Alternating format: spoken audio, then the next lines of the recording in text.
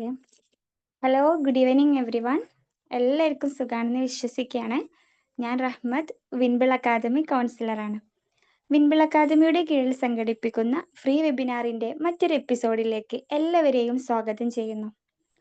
നമ്മുടെ ഇന്നത്തെ ഈ ഒരു ടോപ്പിക് തന്നെ പാരന്റിങ് റിലേറ്റഡ് ആണല്ലേ. നമുക്കറിയാം, കുട്ടികളെ വളർത്തുന്നത് ഒരു കലയാണ്. നമ്മളൊക്കെ പലപ്പോഴായി കേൾക്കുന്ന ഒരു വാക്കാണിത്, പാരന്റിങ് ഈസ് എൻ ആർട്ട് എന്നുള്ളത് അല്ലേ. അതിലും ആഴത്തിലൊന്ന് നോക്കുമ്പോൾ അതൊരു സ്പിരിച്വൽ റെസ്പോൺസിബിലിറ്റി കൂടിയാണ്. നമുക്കതൊരു ആത്മീയ ഉത്തരവാദിത്വം കൂടിയായിട്ട് നമ്മൾ കാണേണ്ടതുണ്ട്. അപ്പൊ നമുക്ക് ഇന്നത്തെ കാലത്ത് കുട്ടികളുടെ മാനസികാവസ്ഥ, അതുപോലെ അവരുടെ ആത്മവിശ്വാസം, സ്വഭാവം, ജീവിതശൈലി എന്നിവയെ മനസ്സിലാക്കാനും ശരിയായ രീതിയിൽ നയിക്കാനും മാതാപിതാക്കൾ ഏറ്റവും വലിയൊരു വെല്ലുവിളി നേരിടുന്ന ഒരു കാലഘട്ടത്തിലാണ് നമ്മൾ ജീവിച്ചു കൊണ്ടിരിക്കുന്നത്. അതുകൊണ്ട് തന്നെ നമ്മുടെ മക്കളെ വളർത്തുമ്പോൾ അതിന്റെ സ്പിരിച്വൽ വേർഷനും കൂടി നമ്മൾ മനസ്സിലാക്കി വളർത്തുകയാണെങ്കിൽ നമ്മുടെ പാരന്റിങ് നമുക്ക് ഒന്നുകൂടി ഈസി ആയിരിക്കും അല്ലെ. അതുകൊണ്ട് തന്നെ നമ്മുടെ ഇന്നത്തെ ഒരു ടോപ്പിക് എന്ന് പറയുന്നത് rising children the perspective of Islamic psychology എന്നുള്ളതാണ്. ഇസ്ലാമിക് സൈക്കോളജിയുടെ കാഴ്ചപ്പാടിൽ എങ്ങനെ കുട്ടികളെ വളർത്താമെന്നാണ് നമ്മൾ ഇന്ന് ഡിസ്കസ് ചെയ്യാൻ പോകുന്നത്. നമ്മുടെ ഇന്നത്തെ സെഷൻ ലീഡ് ചെയ്യുന്നത് വിൻബിൾ അക്കാദമിയിൽ തന്നെ ഇസ്ലാമിക് സൈക്കോളജിയുടെ 5-day വർക്ക്ഷോപ്പിന് നേതൃത്വം നൽകുന്ന മുഹമ്മദ് സിനാൻ ഷാഹിദി ഫൈസി സാറാണ്. സാർ ഇസ്ലാമിക് സ്കോളറാണ്, കൗൺസിലറാണ്, NLP പ്രാക്ടീഷണറാണ്, അതോടൊപ്പം സൈക്കോ തെറാപ്പിസ്റ്റ് ആണ്. ഇസ്ലാമിക് സൈക്കോളജിയുടെ ഒരു ബാച്ച് നമ്മൾ കംപ്ലീറ്റ് ചെയ്തു. നെക്സ്റ്റ് ബാച്ച് ഈ മന്ത് 19th ഇൻഷാല്ല നമ്മൾ സ്റ്റാർട്ട് ചെയ്യുന്നുണ്ട്. ഇസ്ലാമിക് സൈക്കോളജി റിലേറ്റഡ് ആയിട്ടുള്ള വ്യത്യസ്തമായ വെബിനാറുകൾ കുറച്ച് ദിവസങ്ങളായിട്ട് നമ്മൾ ചർച്ച ചെയ്ത് മുന്നോട്ട് പോകുന്നു. ഈ ഒരു സെക്ഷൻ കേൾക്കാനും പഠിക്കാനും പ്രാവർത്തികമാക്കാനും ഇവിടെ എത്തിയ പ്രിയപ്പെട്ട എല്ലാ ലേണേഴ്സിനെയും ഇതിലോട്ട് വെൽക്കം ചെയ്യുന്നു. അതോടൊപ്പം നമ്മുടെ ഈ ഒരു സെക്ഷൻ മനോഹരമായി നിങ്ങളിൽ എത്തിക്കുന്നതിന് വേണ്ടി നമ്മുടെ സിനാൻ സാറിനെ ഇൻവൈറ്റ് ചെയ്യുന്നു. Sir, please welcome. Thank you so much.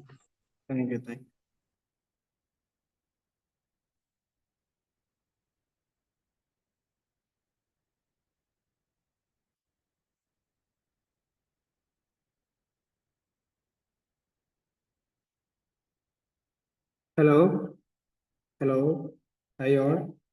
Voice clear അല്ലേ? Okay sir. ഓക്കെ. അപ്പോ നമ്മള് അൽഹംദുലില്ലാഹ് തുടക്കത്തിൽ ഇൻട്രൊഡക്ഷനിൽ പറഞ്ഞതുപോലെ തന്നെ ഇസ്ലാമിക് സൈക്കോളജിയിൽ ഒരുപാട് വെബിനാറുകൾ നമുക്ക് കംപ്ലീറ്റ് ചെയ്യാൻ സാധിച്ചിട്ടുണ്ട്. ഒരു 4-5ഓളം വെബിനാറുകൾ നമ്മൾ കംപ്ലീറ്റ് ചെയ്തു. അതേപോലെ തന്നെ ഇസ്ലാമിക് സൈക്കോളജിയുടെ ബേസിക് പഠിപ്പിച്ചു കൊടുക്കുന്ന അല്ലെങ്കിൽ മനസ്സിലാക്കി കൊടുക്കുന്ന ഒരു 5-day വർക്ക്ഷോപ്പ് നമ്മൾ ഫസ്റ്റ് ബാച്ച് കംപ്ലീറ്റ് ചെയ്തു. അപ്പൊ അതിന്റെ ഒരു തുടർച്ചയായിട്ട് ഇന്ന് നമ്മൾ ചർച്ച ചെയ്യുന്നത് കുട്ടികളുമായി ബന്ധപ്പെട്ട ഇസ്ലാമിക മനഃശാസ്ത്രത്തിന്റെ കാഴ്ചപ്പാടുകളാണ്. ഇസ്ലാമിക് സൈക്കോളജിയിൽ കുട്ടികളെ വളർത്തുന്നതിനെ കുറിച്ചുള്ള അതിന്റെ പ്രാധാന്യവും അതിന്റെ രീതികളും ആണ് നമ്മൾ ഡിസ്കസ് ചെയ്യുന്നത്. അപ്പോ തുടക്കത്തിൽ ആമുഖത്തിൽ പറഞ്ഞതുപോലെ തന്നെ ഇസ്ലാമിക് സൈക്കോളജിയിൽ കുട്ടികളെ വളർത്തുക, പാരന്റിങ് എന്നുള്ളത് ജസ്റ്റ് ഒരു ആക്ടിങ് അല്ലെങ്കിൽ ജസ്റ്റ് ഒരു പ്രവർത്തനം മാത്രമല്ല, മറിച്ച് അതൊരു സ്പിരിച്വൽ ആയിട്ടുള്ള ഒരു കർമ്മമാണ്, ഇബാദത്താണ് എന്നുള്ളതാണ് പറയാനുള്ളത്. അതൊരു പുണ്യ പ്രവർത്തനമാണ്. അള്ളാഹുവിന്റെ പ്രതിഫലം പ്രതീക്ഷിച്ചുകൊണ്ട് ചെയ്യേണ്ട ഒരു കാര്യമാണ്. അതിനേക്കാളുപരി നമ്മുടെ ഉത്തരവാദിത്തമാണ്. നമ്മുടെ വിശ്വാസപ്രകാരം, ഇസ്ലാമിക മതവിശ്വാസപ്രകാരം നാളെ മരിച്ചു ചെന്നാൽ അള്ളാഹുവിന്റെ അടുത്ത് ചെല്ലുമ്പോൾ അള്ളാഹു ചോദിക്കുന്ന ചോദ്യങ്ങളിൽ പെട്ട ഒരു കാര്യമാണ്, നീ നിന്റെ കുട്ടിയെ ഇസ്ലാമിന്റെ അടിസ്ഥാനത്തിൽ വളർത്തിയോ എന്നുള്ളത്. അപ്പോൾ നിങ്ങൾ ചിന്തിക്കുന്നത് പോലെ ഒരു കുട്ടിയെ ഇസ്ലാമിക അടിസ്ഥാനത്തിൽ വളർത്തുക എന്ന് പറഞ്ഞാൽ അവനെ ശകാരിച്ച് അടിച്ച് നിസ്കരിപ്പിച്ച് അതേപോലെ തന്നെ അവനെ ബാക്കിയുള്ള കാര്യങ്ങളിൽ നിന്നൊക്കെ തടഞ്ഞു നിർത്തി അവനെ ഭയങ്കരമായിട്ട് ട്രോമയിലൊക്കെ കൊണ്ടുപോയി അതല്ല ശരിക്ക് ഇസ്ലാം പറയുന്ന ഒരു പാരന്റിങ് അല്ലെങ്കിൽ കുട്ടികളൊക്കെ വളർത്തുക എന്നുള്ളത്. നബി സല്ലല്ലാഹു അലൈഹി വസല്ലം പറഞ്ഞത് 7 വയസ്സ് വരെ നിങ്ങൾ നിങ്ങളെ കുട്ടികളോടൊത്ത് കളിക്കുക, നിങ്ങളെ കുട്ടികളെ കളിപ്പിക്കുക എന്നാണ് പറഞ്ഞത്. നമ്മളൊന്ന് ആലോചിച്ച് നോക്കണം. നമ്മുടെ ഇപ്പോഴത്തെ സിസ്റ്റം എന്ന് പറഞ്ഞാൽ കുട്ടിക്ക് 3-3.5 വയസ്സാവാൻ നിൽക്കുകയാണ്. ഒന്ന് എഴുന്നേറ്റ് നടന്ന് ഒന്ന് മണ്ണ് ചവിട്ടി നിൽക്കാൻ ശ്രമിക്കുമ്പോൾ തന്നെ അവനെ കൊണ്ടുപോയി ഏതെങ്കിലും LKG-ലോ UKG-ലോ പോയി പഠിപ്പിക്കുകയാണ്. എന്നിട്ട് ആ ഒരു ചെറുപ്പം മുതലേ പഠിക്കുക എന്നുള്ള ഒരു സ്ട്രെസ് ആ കുട്ടിക്ക് ഇട്ട് കൊടുത്ത് അവനെ നമ്മൾ വീർപ്പ് മുട്ടിക്കുകയാണ്. സൈക്കോളജിസ്റ്റുകൾ തന്നെ പറയുന്ന ഒരു സത്യമാണ്. 7 വയസ്സ് വരെ കുട്ടികളെ കളിപ്പിക്കുകയും എൻജോയ് ചെയ്യാനും അവരുടെ കയ്യിനും കാലിനും ഉറപ്പ് വരാനും വേണ്ടിയുള്ള കാര്യങ്ങളാണ് നമ്മൾ ചെയ്യേണ്ടത്. അത് തന്നെയാണ് ഇസ്ലാം പ്രൊമോട്ട് ചെയ്യുന്നത്. 7 വയസ്സ് മുതലായിരിക്കണം ശരിക്ക് ഒരു അധ്യാപനം അവന്റെ ലൈഫിലേക്ക് കൊണ്ടുവരേണ്ടത്. ചെറിയ രീതിയിലുള്ള അക്ഷരജ്ഞാനങ്ങളോ അല്ലെങ്കിൽ എന്താ പറയുക സംസാരിക്കാനുള്ള കഴിവോ ഉണ്ടാക്കി കൊടുക്കണ്ട എന്നല്ല ഞാൻ പറഞ്ഞത്. അതിനേക്കാൾ ഉപരി എക്സാം ഓറിയന്റഡ് ആയിട്ട് വളരെ സ്ട്രിക്റ്റ് ആയിട്ടുള്ള സിലബസ് ഓറിയന്റഡ് ആയിട്ട് അവനക്ക് താങ്ങാവുന്നതിന് അപ്പുറമുള്ള സിലബസുകൾ 1-ാം ക്ലാസ്സിലും അതേപോലെ തന്നെ ഈ UKG-യിലും 1-ാം ക്ലാസ്സിലും 2-ാം ക്ലാസ്സിലൊക്കെ സ്കൂളിൽ പോകുന്ന കുട്ടികളുടെ ബാഗ് തൂക്കിയാലും അവന്റെ വെയിറ്റിന്റെ അത്ര ഉണ്ടാവും അവന്റെ ബാഗിന്റെ കാര്യം. അതൊക്കെയാണ് ഇപ്പോഴത്തെ ഒരു സിലബസിന്റെ അവസ്ഥ. അപ്പോ പഠിക്കുക എന്നുള്ളത് ജോലിക്ക് വേണ്ടി കുട്ടികളെ പഠിപ്പിക്കുക എന്നുള്ളതല്ല ഇസ്ലാമിന്റെ കാഴ്ചപ്പാട്. കുട്ടികളെ പഠിപ്പിക്കേണ്ടത് നല്ല മനുഷ്യരാക്കാനാണ്. അവർക്ക് വിദ്യാഭ്യാസം കൊടുക്കേണ്ടത് അവരുടെ വ്യക്തിത്വം വികസിപ്പിക്കാനാണ്. നല്ല വ്യക്തികളാക്കാനാണ് കുട്ടികൾക്ക് ആവശ്യമായിട്ടുള്ള വിദ്യാഭ്യാസം കൊടുക്കേണ്ടത്. അപ്പോൾ ചുരുക്കി പറഞ്ഞാല് കുട്ടികളെ പരിപാലിക്കുക, കുട്ടികളെ വളർത്തി വലുതാക്കുക എന്നുള്ളത് അതൊരു എന്താ പറയുക ഇബാദത്താണ്, ഒരു സൽക്കർമ്മമാണ്. മനസ്സിലായോ? അള്ളാഹു മനുഷ്യന്മാർക്ക് നൽകിയിട്ടുള്ള ഗിഫ്റ്റാണ് മക്കൾ എന്നുള്ളത്. മനസ്സിലായോ? ആ ഗിഫ്റ്റ് നല്ല രീതിയിൽ സംരക്ഷിച്ച് തിരിച്ച് അള്ളാഹുലേക്ക് തന്നെ ഏൽപ്പിക്കേണ്ടതാണ്. നിങ്ങളുടെ ഉത്തരവാദിത്തമാണ്. അപ്പോൾ ആ ഒരു ബോധം ഇസ്ലാം മതവിശ്വാസികൾക്ക് എന്തായാലും നിർബന്ധമായിട്ടും ഉണ്ടായിരിക്കണം. ഇസ്ലാം പറയുന്നത് കുട്ടിയുടെ നെഫ്സ്, അതേപോലെ തന്നെ ഫിത്ര, കൽബ്, ഈ 3 മേഖലകളിൽ കുട്ടിയെ വളർത്തി വലുതാക്കണം, നല്ല പ്രാഗൽഭ്യമുള്ളവരാക്കണം, വികസനം ഉണ്ടാവണം എന്നുള്ളതാണ്. കുട്ടിയുടെ നെഫ്സ്, ഒരു ചെറിയ കുഞ്ഞിന്റെ നെഫ്സിൽ വികസനം ഉണ്ടാവണം എന്ന് പറഞ്ഞാൽ അവന്റെ മാനസിക ആരോഗ്യം, അവന്റെ വികാരങ്ങൾ നിയന്ത്രിക്കാനുള്ള കഴിവ്, അതേപോലെ തന്നെ അവന്റെ സ്വഭാവം ഫിത്രയിലാണ് വരുന്നത്, അവന്റെ വികാരങ്ങൾ നിയന്ത്രിക്കാനുള്ള കഴിവ്, അതേപോലെ തന്നെ ദൈവവുമായിട്ടുള്ള അവരുടെ കണക്ഷൻ. ഈ ഒരു കാര്യത്തെ നമ്മൾ വളരെ കൃത്യമായിട്ട് പരിപാലിപ്പിക്കണം. കുട്ടിക്ക് കഥകൾ പറഞ്ഞു കൊടുത്തുകൊണ്ട്, ഖുർആൻ ഓതുന്നത് കേൾപ്പിച്ചു കൊടുത്തുകൊണ്ട്, നിസ്കരിക്കുന്ന സമയത്ത് അവനെ നമ്മളെ കൂടെ നിർത്തിക്കൊണ്ടൊക്കെ കുട്ടി നമ്മൾ വളർത്തിക്കൊണ്ടുവരണം. അതേപോലെ തന്നെ കുട്ടിയുടെ മുന്നിൽ ചീത്ത കാര്യങ്ങൾ പറയാതിരിക്കുക, ചീത്ത കാര്യങ്ങൾ ചെയ്യാതിരിക്കുക, ഇതൊക്കെ എല്ലാവരും പറയുന്ന കാര്യമാണ്, നിങ്ങൾക്ക് എല്ലാവർക്കും അറിയുന്ന കാര്യമാണ്. അതേപോലെ തന്നെ സ്വഭാവം, നല്ല വ്യക്തിത്വം ഉണ്ടാക്കുക, നല്ല സ്വഭാവത്തിന് ഉടമയാക്കുക എന്നുള്ളതാണ് തൻ്റെ മകൾക്ക്, നമുക്ക് ഒരു കുട്ടിക്ക് അവന്റെ രക്ഷിതാവിന് കൊടുക്കാൻ പറ്റുന്ന ഏറ്റവും വലിയ ഗിഫ്റ്റ്. ഒരു മകന് അല്ലെങ്കിൽ തൻ്റെ മകൾക്ക് നമുക്ക് കൊടുക്കാൻ പറ്റുന്ന ഏറ്റവും നല്ല ഗിഫ്റ്റ്, അല്ലെങ്കിൽ ഒരു സ്റ്റുഡൻസിന് തൻ്റെ ടീച്ചർക്ക് കൊടുക്കാൻ പറ്റുന്ന ഏറ്റവും വലിയ ഗിഫ്റ്റ് എന്ന് പറഞ്ഞാൽ അവനക്ക് നല്ല ഇന്റലിജന്റ് പവർ ഉണ്ടാക്കി കൊടുക്കുക, അല്ലെങ്കിൽ അവനെ ഭയങ്കര സ്കിൽഫുൾ ആക്കുക എന്നുള്ളതല്ല. അതിനെക്കാട്ടിലും ബേസിക് ആയിട്ട് അവനെ നല്ല സ്വഭാവത്തിനുടമയാക്കുക, ഗുഡ് ബിഹേവിയർ ഉണ്ടാക്കി കൊടുക്കുക എന്നുള്ളതാണ് ഒരു മാതാവിന്, ഒരു പിതാവിന്, ഒരു ടീച്ചർക്ക് തൻ്റെ സ്റ്റുഡൻസിന് കൊടുക്കാൻ പറ്റുന്ന ഏറ്റവും നല്ല ഗിഫ്റ്റ്. അവൻ നല്ല സ്വഭാവം ഉണ്ടായി കഴിഞ്ഞാൽ അവൻ പോലും അറിയാതെ അവൻ വളർന്ന് വലുതാകും എന്നുള്ളതാണ്. അതൊരു സത്യമാണ്. നമ്മൾ മനസ്സിലാക്കിയുള്ള, നമ്മൾ കണ്ടറിയുന്ന, നമ്മുടെ എക്സ്പീരിയൻസ് നമ്മൾ മനസ്സിലാക്കിയുള്ള കാര്യം തന്നെയാണ്. ഗുഡ് ബിഹേവിയറുള്ള ആൾക്കാർ എവിടെയും തളരുകയോ പരാജയപ്പെടുകയില്ല. അവർ ഇസ്ലാം മതവിശ്വാസ പ്രകാരം ഭൂമിയിലും അള്ളാഹുവിന്റെ അടുത്ത് ആഖിറത്തിലും വിജയിക്കുന്ന വിഭാഗക്കാരാണ്. അതേപോലെ തന്നെ കൽബ്, ഹൃദയം ശുദ്ധിയാക്കണം എന്നുള്ളതാണ് ഇസ്ലാം എല്ലാവരോടും പറയുന്നതാണ്. ശരീരത്തിൽ ഒരു മാംസ കഷ്ണമുണ്ട്, അത് ശുദ്ധിയായാൽ നീ നന്നായി, അത് മോശമായാൽ നിങ്ങൾ മോശമായെന്ന് അള്ളാഹുവിന്റെ റസൂൽ പറഞ്ഞിട്ടുണ്ട്. അപ്പൊ നമ്മുടെ കുട്ടിക്ക് നല്ല ഈമാനിക ബോധം ഉണ്ടാവണം. അള്ളാഹു ആരാണ്, മുഹമ്മദ് നബി ആരാണ്, മലക്കുകൾ ആരാണ്, ഖുർആൻ എന്താണ്, സ്വർഗം എന്താണ്, നരകം എന്താണ്, പുനർജീവനം എന്താണ്, ഇതൊക്കെ അവൻ വളർന്നു വലുതാകുന്നത് കൂടെ തന്നെ ഈ ഒരു അറിവുകളും അവന്റെ കൂട്ടത്തിൽ വളർന്നുകൊണ്ടേയിരിക്കണം.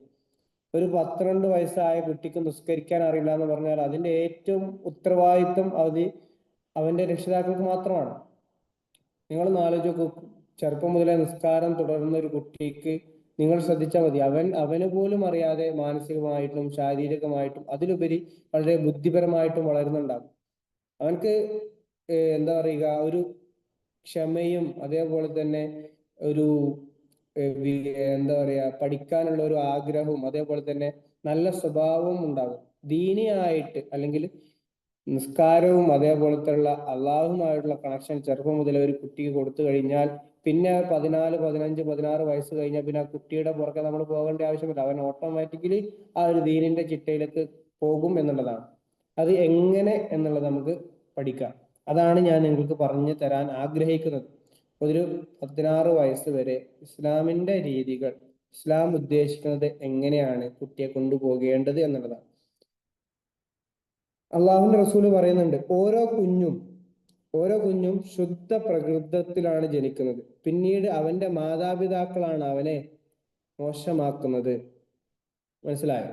അപ്പോ ഒരു കുട്ടി ജനിക്കുമ്പോൾ വളരെ തീർത്തും എന്താ പറയാ, നിഷ്കളങ്കമായിട്ടാണ് ജനിക്കുന്നത്. അതിലാർക്കും ഒരു തെറ്റില്ലല്ലോ, എല്ലാവർക്കും അറിയുന്ന ഒരു സത്യമാണ്. അപ്പൊ ആ കുട്ടിയെ പിന്നെ മോശക്കാരനാക്കുന്നത്, ചീത്ത സ്വഭാവക്കാരനാക്കുന്നത്, തെമ്മാടിയാക്കുന്നത്, കള്ളനാക്കുന്നത്, ആ കുട്ടിയെ നല്ല ദീനി പണ്ഡിതനാക്കുന്നത്, നല്ല അറിവുള്ള മനുഷ്യനാക്കുന്നത്, നല്ല സ്വഭാവത്തിന് ഉടമയാക്കുന്നത്, ഇതെല്ലാം അവന്റെ രക്ഷിതാക്കളാണ്, അവന്റെ സമൂഹമാണ്, അവന്റെ സാഹചര്യമാണ്.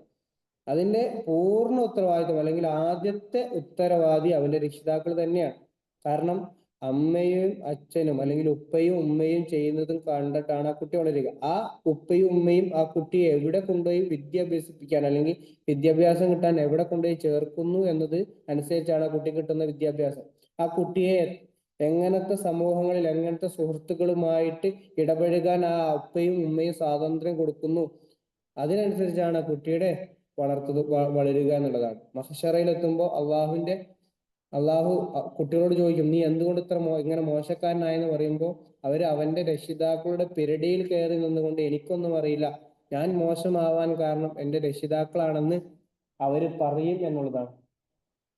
അപ്പൊ നിങ്ങളൊന്ന് മനസ്സിലാക്കണം, അത്രയും ഗൗരവമുള്ള വിഷയമാണ്. ഇസ്ലാം മത വിശ്വാസികളെ സംബന്ധിച്ച് നാളെ അള്ളാഹുവിന്റെ അടുത്ത് രക്ഷപ്പെടണമെങ്കിൽ നിങ്ങൾ മാത്രം നന്നായ പോരാ, നിങ്ങളുടെ മക്കളും നന്നാവണം. ഓക്കെ, നമുക്ക് അപ്പോ മനഃശാസ്ത്രപരമായിട്ട്, സൈക്കോളജി ആയിട്ട് വരികയാണെങ്കിൽ ഒരു കുട്ടിയുടെ ബുദ്ധിയാണ് ആദ്യം വികസിച്ച് വരിക, അല്ലെ? ആ കുട്ടിയുടെ ബുദ്ധി വികസിക്കുക എങ്ങനെയാണ്? അവൻ ചുറ്റുപാടിൽ നിന്ന് കാണുന്നതും കേൾക്കുന്നതും അനുസരിച്ചാണ് അവന്റെ ബുദ്ധി വികസിക്കുക. ഒരു കുട്ടി തന്റെ വീട്ടിൽ അവന്റെ ഉമ്മ എന്നും നിസ്കരിക്കുകയും നോമ്പെടുക്കുകയും ഖുർആൻ ഓതുന്നതും കണ്ടു വളരുന്ന ഒരു കുട്ടി എങ്ങനെ മോശക്കാരനാവും? അല്ലെങ്കിൽ ആ കുട്ടിയുടെ ചിന്താഗതി എങ്ങനെ മോശമാവും? അതേപോലെ തന്നെ ഒരു കുട്ടിക്ക് നമ്മൾ നല്ല കഥകളും നല്ല അനുഭവങ്ങളും അതേപോലെ തന്നെ നല്ല ഭക്ഷണവും കൊടുത്തു കഴിഞ്ഞാൽ എങ്ങനെ ആ കുട്ടി മോശക്കാരനാവും? ഭക്ഷണത്തിന്റെ വിഷയം ഞാൻ പറയാം. അതേപോലെ തന്നെ മാതാപിതാക്കളുടെ പെരുമാറ്റവും മാതാപിതാക്കളുടെ വാക്കുകളുമാണ് ഈ കുട്ടിയുടെ ബുദ്ധിയെ സ്വാധീനിക്കുന്നതും കുട്ടിയുടെ സ്വഭാവത്തെ സ്വാധീനിക്കുന്നതും. അപ്പോ നമ്മൾ ചെറുപ്പം മുതലേ കുട്ടികളുടെ മുന്നിൽ വെച്ചെങ്കിലും, എല്ലാവരും പറഞ്ഞൊരു കുട്ടിയുടെ മുന്നിൽ വെച്ചെങ്കിലും അടി കൂടരുത്, ചീത്ത വർത്തമാനങ്ങൾ പറയരുത്, മോശ വർത്തമാനങ്ങൾ പറയരുത്, തർക്കിക്കരുത്. അതൊക്കെ ആ കുട്ടി ആക്ട് ചെയ്യും, ഇമിറ്റേറ്റ് ചെയ്യും. അതൊന്നും ഞാൻ നിങ്ങൾക്ക് പറയേണ്ട ആവശ്യമില്ല, നിങ്ങൾക്ക് അറിയാവുന്നതാണ്. പിന്നെ വളരെ പ്രധാനപ്പെട്ട ഒരു കാര്യമാണ്, ഇതൊരു സൈക്കോളജിക്കൽ ടേമിൽ നിങ്ങൾക്ക് കാണാൻ കഴിയില്ല, ഇസ്ലാമിക് സൈക്കോളജിയിൽ മാത്രമേ നിങ്ങൾക്ക് കാണാൻ കഴിയുള്ളൂ. നമ്മുടെ മകൻ അല്ലെങ്കിൽ നമ്മുടെ മകൾ, നമ്മുടെ സ്റ്റുഡന്റ് ആരായിക്കോട്ടെ, ഈ കുട്ടി വളരണമെങ്കിൽ ഹലാലായ ഭക്ഷണം മാത്രമേ ആ കുട്ടിയുടെ വയറിനുള്ളിലേക്ക് ചെല്ലാവൂ. നിങ്ങളെ കുട്ടിക്ക് ബുദ്ധിപരമായിട്ട് എന്തെങ്കിലും പ്രശ്നമുണ്ടെങ്കിൽ, നിങ്ങളെ കുട്ടിയുടെ സ്വഭാവം മോശമാകുന്നുണ്ടെങ്കിൽ, നിങ്ങളെ കുട്ടി വളരെയധികം അഗ്രസീവ് ആകുന്നുണ്ടെങ്കിൽ, നിങ്ങൾ ആദ്യം ശ്രദ്ധിക്കേണ്ട അവൻക്ക് എന്തെങ്കിലും ഹറാമായ രീതിയിലുള്ള ഭക്ഷണം, ഹറാമായ രീതി എന്ന് പറഞ്ഞാൽ പലിശയുടെ ഭക്ഷണം പോലും അല്ല, പലിശയുടെ ഭക്ഷണവും ഹറാമാണ്. മനസ്സിലായോ? കട്ട് കൊണ്ടുവന്ന മുതൽ ഹറാമാണ്. ഒരാളുടെ പറ്റിച്ച് കൊണ്ടുവന്നതാണെങ്കിൽ, നമ്മൾ ഒരാളെ പറ്റിച്ചിട്ടാണ് നമ്മളെ കുട്ടിക്ക് പറ്റിച്ച് പൈസ ഉണ്ടാക്കിയിട്ട് ആ പൈസ കൊണ്ടാണ്, ആ പണം കൊണ്ടാണ് നമ്മളെ കുട്ടിക്ക് നമ്മൾ ഭക്ഷണം വാങ്ങി കൊടുക്കുന്നുണ്ടെങ്കിൽ അത് നമ്മൾ ശ്രദ്ധിക്കണം. ഞാൻ പറഞ്ഞു മനസ്സിലായോ? അപ്പോ നമ്മുടെ കുട്ടിക്ക് ഉസ്താദെ ഞാൻ അല്ലെങ്കിൽ ടീച്ചറെ സാറേ ഞാൻ എത്ര പുറകെ നടന്നിട്ടും, എത്ര എന്താ പറയാ ചീത്ത പറഞ്ഞിട്ടും, എത്ര ശകാരിച്ചിട്ടും, അല്ലെങ്കിൽ ഒരു വലിയ വലിയ ഒരുപാട് സൈക്കോളജിസ്റ്റുകളെ കൊണ്ടുപോയിട്ടൊന്നും എന്റെ കുട്ടിയുടെ സ്വഭാവം ശരിയാകുന്നില്ല സാറേ, അതിനെന്തെങ്കിലും ഒരു പരിഹാരം കാണണം എന്നൊക്കെ പറയുന്നവരോട് എനിക്ക് പറയാനുള്ളത്, ഹലോ, ക്ലിയർ അല്ലേ? വോയിസ് ക്ലിയർ അല്ലേ? ഹലോ, ക്യാമറ ഓഫ് ആയില്ലേ? സോറി, ഇപ്പൊ റെഡി അല്ലേ? ആ, ക്യാമറ അറിയാതെ ഓഫ് ആയി, ക്ഷമിക്കണം. അപ്പോ എന്റെ കുട്ടി അങ്ങനെ എത്ര ട്രീറ്റ്മെന്റ് കൊടുത്തിട്ടും എന്റെ കുട്ടിക്ക് മാറ്റമൊന്നുമില്ല എന്നൊക്കെ പറയുന്നവരോട് എനിക്ക് പറയാനുള്ള ഒന്നാമത്തെ കാര്യം അതാണ്. നിങ്ങളുടെ കുട്ടിയുടെ വയറിനകത്ത് ഹലാലല്ലാത്ത ഭക്ഷണം. ഹലാലല്ലാത്ത ഭക്ഷണം മൂന്നാല് രൂപത്തിലുണ്ട്, പല രൂപത്തിലുണ്ട്. അതിൽ ഒന്നാമത് അമിതമായിട്ട് ഭക്ഷണം കഴിക്കുക. അതൊരു പ്രശ്നമാണ്. അത് എന്താ പറയാ, അമിതമായിട്ട് ഭക്ഷണം കഴിക്കുമ്പോൾ കുട്ടിയുടെ ബുദ്ധി വളർച്ചയെ അത് പ്രശ്നം ഉണ്ടാക്കും. അത് നിങ്ങൾക്ക് എല്ലാവർക്കും അറിയാവുന്ന കാര്യമാണ്. അതേപോലെ തന്നെ രണ്ടാമത്തതാണ് എന്ത്, നമ്മുടെ ഈ ചിക്കൻ, ബീഫ് അങ്ങനത്തെ ഭക്ഷണങ്ങളൊക്കെ കൃത്യമായി അറുത്ത ഭക്ഷണങ്ങളായിരിക്കണം, അറുത്ത ജീവികളുടെ ഭക്ഷണമായിരിക്കണം. ചത്ത കോഴിയുടെ അല്ലെങ്കിൽ ചത്ത പോത്തിന്റെ ഇറച്ചിയൊക്കെ തിന്നുന്നത് ഹറാമായ ഭക്ഷണത്തിൽ പെടുമെന്നാണ് ഇസ്ലാമിക പണ്ഡിതന്മാരുടെ അഭിപ്രായം. പിന്നെ പൊതുവെ നിങ്ങൾക്ക് എല്ലാവർക്കും അറിയുന്നത് പോലെ തന്നെ നിങ്ങൾക്ക് എല്ലാവർക്കും അറിയുന്ന ഒരു കാര്യമാണ് എന്ത്, നമ്മുടെ സമ്പാദ്യം എന്നുള്ളത് ഒരാളെയും പറ്റിക്കാതെയും കബളിപ്പിക്കാതെയും ഉണ്ടാക്കിയതാണ്. അതേപോലെ തന്നെ പലിശയുടെ മുതലാവരുത്. ഇൻട്രസ്റ്റ് ഉള്ള സമ്പാദ്യത്തിൽ നിന്നാണ് നിങ്ങൾ നിങ്ങളുടെ കുട്ടിക്ക് ഭക്ഷണം വാങ്ങി കൊടുക്കുന്നെങ്കിൽ പിന്നെ നിങ്ങൾ എത്ര ബുദ്ധിമാന്മാരായ സ്ഥലത്തും അല്ലെങ്കിൽ എത്ര ഹൈ ക്വാളിറ്റി ഉള്ള ഹൈ എക്സ്പീരിയൻസ് ഉള്ള ടീച്ചർമാരെടുത്ത് നിങ്ങളെ കുട്ടിയെ കൊണ്ടുപോയിട്ട് ഒരു കാര്യമില്ല. അവന്റെ ബുദ്ധിക്ക് വികാസം ഉണ്ടാവുകയില്ല. അവന് പല രീതിയിൽ അവന്റെ സ്വഭാവവും അവന്റെ ബുദ്ധിയും മോശമാകും എന്നുള്ളതാണ്. അപ്പൊ ഓക്കെ, ഇനി അടുത്തതായിട്ട് പറയാനുള്ളത് വികാര സംബന്ധമായുള്ള വളർച്ചയാണ്, ഇമോഷണൽ ഡെവലപ്മെന്റ് ആണ്. ഒരു കുട്ടിയുടെ അല്ലെങ്കിൽ നമ്മുടെ സ്റ്റുഡൻസിന്റെ, നമ്മുടെ മക്കളുടെ സ്വഭാവം വളരുന്നതിൽ പ്രധാനപ്പെട്ട ഒന്നാണ് വികാരം, ഇമോഷണൽ കൺട്രോൾ. വികാരങ്ങൾ നിയന്ത്രിക്കാൻ കഴിയണം. അപ്പോ അള്ളാഹുവിന്റെ റസൂല് പറയുന്നുണ്ട്, നിങ്ങൾ കുട്ടികളോട് സ്നേഹത്തോടു കൂടി പെരുമാറുക. നബി സല്ലല്ലാഹു അലൈഹി വസല്ലമ കുട്ടികളെ ചുംബിക്കുകയും അവരെ കാണുമ്പോൾ ആലിംഗനം ചെയ്യുകയും എടുത്ത് മടിയിൽ ഇരുത്തി കളിപ്പിക്കുകയൊക്കെ ചെയ്യുമായിരുന്നു. ഒരു 6-7 വയസ്സ് കഴിഞ്ഞ മക്കളെ ആരൊക്കെ ഡെയിലി ഒന്ന് എന്താ പറയാ ഹഗ് ചെയ്യുകയും ചുംബിക്കുകയൊക്കെ ചെയ്യുന്നുണ്ട്? നിങ്ങൾ തന്നെ ചിന്തിച്ചു നോക്കുക, എത്ര ആൾക്കാർ അങ്ങനെ അതൊരു പ്രാക്ടിക്കലായിട്ട് ചെയ്യുന്നുണ്ട്. റീലുകൾക്ക് വേണ്ടിയും സ്റ്റോറികൾക്ക് വേണ്ടിയുമല്ല, റിയൽ ആയിട്ട്. നിങ്ങളുടെ കുട്ടിയെ സ്കൂളിലേക്ക് അല്ലെങ്കിൽ മദ്രസയിലേക്ക് പറഞ്ഞയക്കുമ്പോൾ തിരിച്ചവന് വരുമ്പോൾ അവനെ വളരെ പ്ലഷറോടുകൂടി സന്തോഷത്തോടു കൂടി സ്വീകരിക്കുന്ന അത്ര രക്ഷിതാക്കളാണ് എൻ്റെ കൂട്ടത്തിൽ. അതൊക്കെ ഒരു കുട്ടിയെ ബാധിക്കുന്ന വിഷയമാണ്.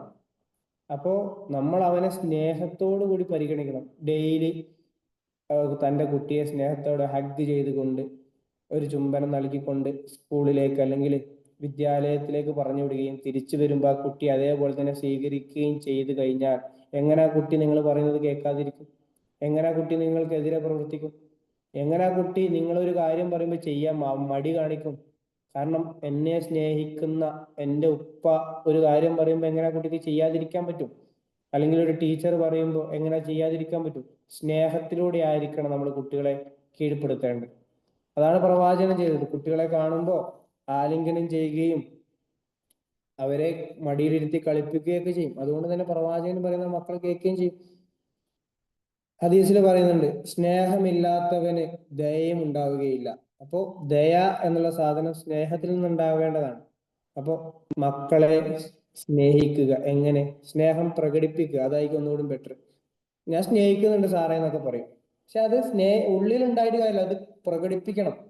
അപ്പോൾ സ്നേഹങ്ങൾ പ്രകടിപ്പിക്കാൻ വേണ്ടി ശ്രമിക്കുക, ഇഷ്ടങ്ങൾ പ്രകടിപ്പിക്കാൻ വേണ്ടി ശ്രമിക്കുക. മോഡേൺ സൈക്കോളജിയും എല്ലാ പാരന്റിങ് ക്ലാസ്സുകളും നിങ്ങൾ കേൾക്കുന്ന കാര്യം തന്നെയാണ്. പക്ഷെ അതിനൊരു ഇസ്ലാമിക കാഴ്ചപ്പാടുകളിലൂടെ നിങ്ങൾക്ക് പറഞ്ഞു തരിക എന്നുള്ളതാണ് ഞാൻ ആഗ്രഹിക്കുന്നത്. അപ്പോൾ മുഹമ്മദ് നബി സല്ലല്ലാഹു അലൈഹി വസല്ലമയുടെ സുന്നത്താണ് നിങ്ങൾ നിങ്ങളുടെ കുട്ടിയെ ഹഗ് ചെയ്യുന്നതും അവനെ ചുംബിക്കുന്നതും സുന്നത്താണ്. നിങ്ങൾക്ക് കൂലി കിട്ടും. നിങ്ങളുടെ ദോഷങ്ങൾ, നിങ്ങളുടെ തെറ്റുകൾ, ചെറുപാപങ്ങൾ, ചെറു തെറ്റുകൾ പുറത്തു തരാൻ അള്ളാഹു പുറത്തു തരാൻ അത് കാരണമാവും. അപ്പൊ നാളെ ആഖിറത്തിൽ രക്ഷപ്പെടണമെങ്കിൽ പാപങ്ങൾ പുറത്തരണ്ടേ? അപ്പൊ പാപങ്ങൾ പുറത്തരാനുള്ള ഒരു വഴിയാണ് എന്ത്? മക്കളെ ചുംബിക്കുകയും മക്കളെ ഷെയ്ക്കാൻ കൊടുക്കുകയും മക്കളെ ഹഗ് ചെയ്യുക എന്നൊക്കെ ഉള്ളത്. അപ്പൊ കുട്ടികൾക്ക് ഇമോഷണൽ കൺട്രോൾ ചെയ്യാൻ ആദ്യം കൊടുക്കേണ്ട അവരെ സ്നേഹിക്കുകയാണ്. അതേപോലെ അവർക്ക് സുരക്ഷിതത്വം ഉറപ്പുവരുത്തണം. സ്നേഹം കിട്ടുന്നിടത്ത് സുരക്ഷിതം ഉണ്ടാകും, കെയർ ഉണ്ടാകും എന്നുള്ളത് എല്ലാവർക്കും അറിയുന്ന കാര്യമാണ്, അങ്ങനെ പ്രത്യേകം പറയേണ്ട കാര്യമില്ല. പിന്നെ അംഗീകാരം, അതെ, അംഗീകാരവും സ്നേഹത്തിൽ നിന്നുണ്ടാകുന്നതാണ്. നമുക്ക് ഒരാളോട് സ്നേഹം ഉണ്ടാകുമ്പോൾ മാത്രമേ അവരെ നമുക്ക് അംഗീകരിക്കാൻ കഴിയുള്ളൂ, അല്ലെ? അപ്പോ സ്നേഹവും അതുവഴി ഉണ്ടാകുന്ന സുരക്ഷിതത്വവും അംഗീകാരവും ഒരു കുട്ടിക്ക് ലഭിച്ചു കഴിഞ്ഞാൽ അവൻ വികാരപരമായി അല്ലെങ്കിൽ ഇമോഷണൽ കൺട്രോൾ ഉള്ള ഒരു കുട്ടിയായിട്ട് മാറും എന്നുള്ളതാണ്. ഇതിന് ഇസ്ലാമിക കാഴ്ചപ്പാടിലൂടെ പറയുക, വീണ്ടും ഒന്നുകൂടി ഡീപ്പായിട്ട് പറയുകയാണെങ്കിൽ ഞാൻ നേരത്തെ പറഞ്ഞു, മനുഷ്യൻ ജനിക്കുമ്പോൾ അവന് സ്വഭാവിയായിട്ട് നല്ല സ്വഭാവമുള്ള നല്ല പ്രകൃതിയിലായിരിക്കും ജനിക്കുക, ഗുഡ് നാച്ചുറലായിരിക്കും ജനിക്കുക. പിന്നെ അവന്റെ സ്വഭാവം മാറ്റുന്നത് അവന്റെ മാതാപിതാക്കളും അവന്റെ സാഹചര്യമാണ്. അപ്പോ അള്ളാഹു പറയുന്നുണ്ട്, ഞാൻ നിങ്ങളെ ഏതൊരു സ്വഭാവത്തിൽ സൃഷ്ടിച്ചോ അതിൽ നിങ്ങൾ നിലനിൽക്കുക, അതിൽ നിന്ന് നിങ്ങൾ ഒരിക്കലും മാറരുത്. അപ്പൊ നമ്മള് ഒരു കുട്ടിയായിരിക്കുമ്പോ എങ്ങനെയാണോ, ഒരു കുഞ്ഞ് ജനിക്കുമ്പോ എങ്ങനെയാണോ ആ രൂപത്തിൽ തന്നെ നമ്മളെ കുഞ്ഞിനെ നമ്മൾ വളർത്തി വലുതാക്കണം എന്നുള്ളതാണ്. ഞാനൊരു കാര്യം പറഞ്ഞതാ, ചെറിയ മക്കള് വീട്ടിലുള്ള ആരൊക്കെ ഉണ്ട് കൂട്ടത്തില്? ചെറിയ കുഞ്ഞുങ്ങളുള്ളത്, അതായത് 6 മാസോ 4 മാസോ 5 മാസോ അല്ലെങ്കിൽ 1 വയസ്സോ 1.5 വയസ്സോ ഒക്കെ പ്രായമുള്ള കുട്ടികൾ ഉള്ള ആരെങ്കിലും ഉണ്ടോ? അവർക്ക് കണക്ട് ചെയ്യാൻ പറ്റും. അതായത് മക്കള് കറക്റ്റ് ഒരു സൂര്യൻ ഉദിക്കുന്ന സമയത്ത് സൂര്യൻ ഉദിക്കുന്ന ആ ഒരു അതിരാവിലെ ഉണരും. ശ്രദ്ധിച്ചാൽ മതി, എത്ര നേരം വൈകി ഉറങ്ങിയാലും ആ കുട്ടി കറക്റ്റ് ആ സമയത്ത് എഴുന്നേൽക്കും. കാരണം എന്താണ്? ദൈവം ആ കുട്ടിയെ അങ്ങനെയാണ് സൃഷ്ടിച്ചിട്ടുള്ളത്. കറക്റ്റ് സൂര്യൻ ഉദിക്കുന്നതിന് മുമ്പ് ഉറങ്ങാനും ആ സമയത്ത് എന്താ പറയാ, ഉണർന്നിരിക്കാനും ദൈവം അല്ലെങ്കിൽ സ്പിരിച്വൽ ആയിട്ടുള്ള ഒരു ട്രീറ്റ്മെന്റ് ആ കുട്ടിക്ക് ഓൾറെഡി അമ്മയുടെ വയറ്റിലായിരിക്കുമ്പോൾ തന്നെ കിട്ടിയിട്ടുണ്ട്. പിന്നെ ഈ കുട്ടി 6 മണിക്ക് എഴുന്നേറ്റ് നിലവിളിക്കുമ്പോൾ അല്ലെങ്കിൽ ഒരു 5:30 എഴുന്നേറ്റ് കരയുമ്പോൾ നമ്മളാണ് ഈ കുട്ടിയെ അടിച്ചടിച്ച് പിന്നെ ഉറക്കുന്നത്.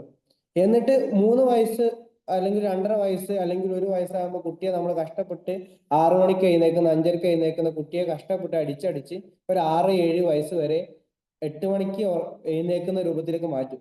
എന്നിട്ട് ആ കുട്ടിക്ക് ഒരു 8-8.5 വയസ്സാകുമ്പോൾ അവനെ സ്കൂളിൽ ചേർത്തിട്ടുണ്ടാവും. പിന്നെ അവനെ രാവിലെ 4 മണിക്ക് എഴുന്നേൽപ്പിക്കും.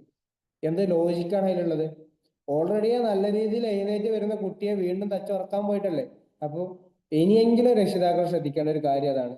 നിങ്ങൾ ചെറിയ മക്കൾ നിങ്ങളെ വീട്ടിലുണ്ടെങ്കിൽ അവർ ഉണരുന്നുണ്ടെങ്കിൽ അവർ ഉണർന്നോട്ടെ. അത് ആ കുട്ടിയുടെ സ്വഭാവമാണ്, വെറുതെ നല്ലൊരു ശീലമാണത്. ആ ഹാബിറ്റ് വെറുതെ നിങ്ങളായിട്ട് നശിപ്പിക്കാൻ പോകരുത്. നിങ്ങൾക്ക് ആ കുട്ടിയെ പരിപാലിക്കണം എന്നുള്ളതാണ്. ഇനിയിപ്പോ നിങ്ങളെ ഉറക്കം കുറച്ച് മോശമായാലും കുഴപ്പമില്ല, ഭാവിയിൽ സ്വസ്ഥമായിട്ട് ഉറങ്ങണമെങ്കിൽ കുറച്ച് ഉറക്കം നഷ്ടപ്പെടുന്നതിൽ വലിയ കുഴപ്പമൊന്നുമില്ല. അപ്പൊ അത് നിങ്ങൾക്ക് കണക്ട് ചെയ്യാൻ പറ്റും, മനസ്സിലാകും. ഞാൻ പറഞ്ഞത് മനസ്സിലായിട്ടുണ്ടാവും എന്നാണ് എനിക്ക് തോന്നുന്നത്. ചെറിയ കുട്ടികളൊക്കെ അങ്ങനെയാണ് സാധാരണ. അപ്പോൾ അത് അവർക്ക് ദൈവം നൽകുന്ന ഒരു ശിക്ഷണമാണ്. അത് വെറുതെ നമ്മൾ നശിപ്പിക്കാൻ നിൽക്കരുത്.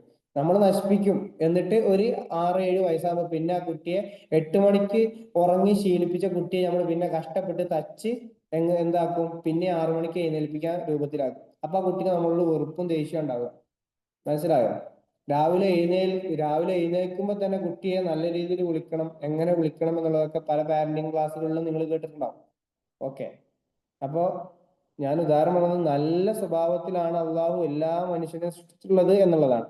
അത് നിങ്ങളായിട്ട് മാറ്റാൻ പോകരുത്. അടുത്തതാണ് നമ്മുടെ മനസ്സിന്റെ നഫ്സുമായി ബന്ധപ്പെട്ടുള്ളത്. മനുഷ്യന്റെ ആഗ്രഹങ്ങൾ, ഇഷ്ടാനിഷ്ടങ്ങൾ, അതായത് വിചാരങ്ങളൊക്കെ ആ ഒരു മനസ്സിലാണ് തളം കെട്ടി നിൽക്കുന്നത്. അപ്പോ കുട്ടികളെ വളർത്തുമ്പോൾ നല്ല സ്വഭാവം ഉണ്ടാവാൻ വേണ്ടിയിട്ട് അവർക്ക് ഒരു ഉദാഹരണം പറഞ്ഞാല്, അവരെന്തെങ്കിലും അമിതമായിട്ട് വാശി പിടിക്കുമ്പോൾ അവരെ അതിൽ നിന്ന് കൺട്രോൾ ചെയ്യാൻ വേണ്ടി ശ്രമിക്കുക. അതേപോലെ തന്നെ അമിതമായിട്ട് ഭക്ഷണം കുട്ടികൾ കഴിക്കുന്നുണ്ടെങ്കിൽ അതിൽ നിന്ന് അവരെ കൺട്രോൾ ചെയ്യാൻ വേണ്ടി ശ്രമിക്കുക.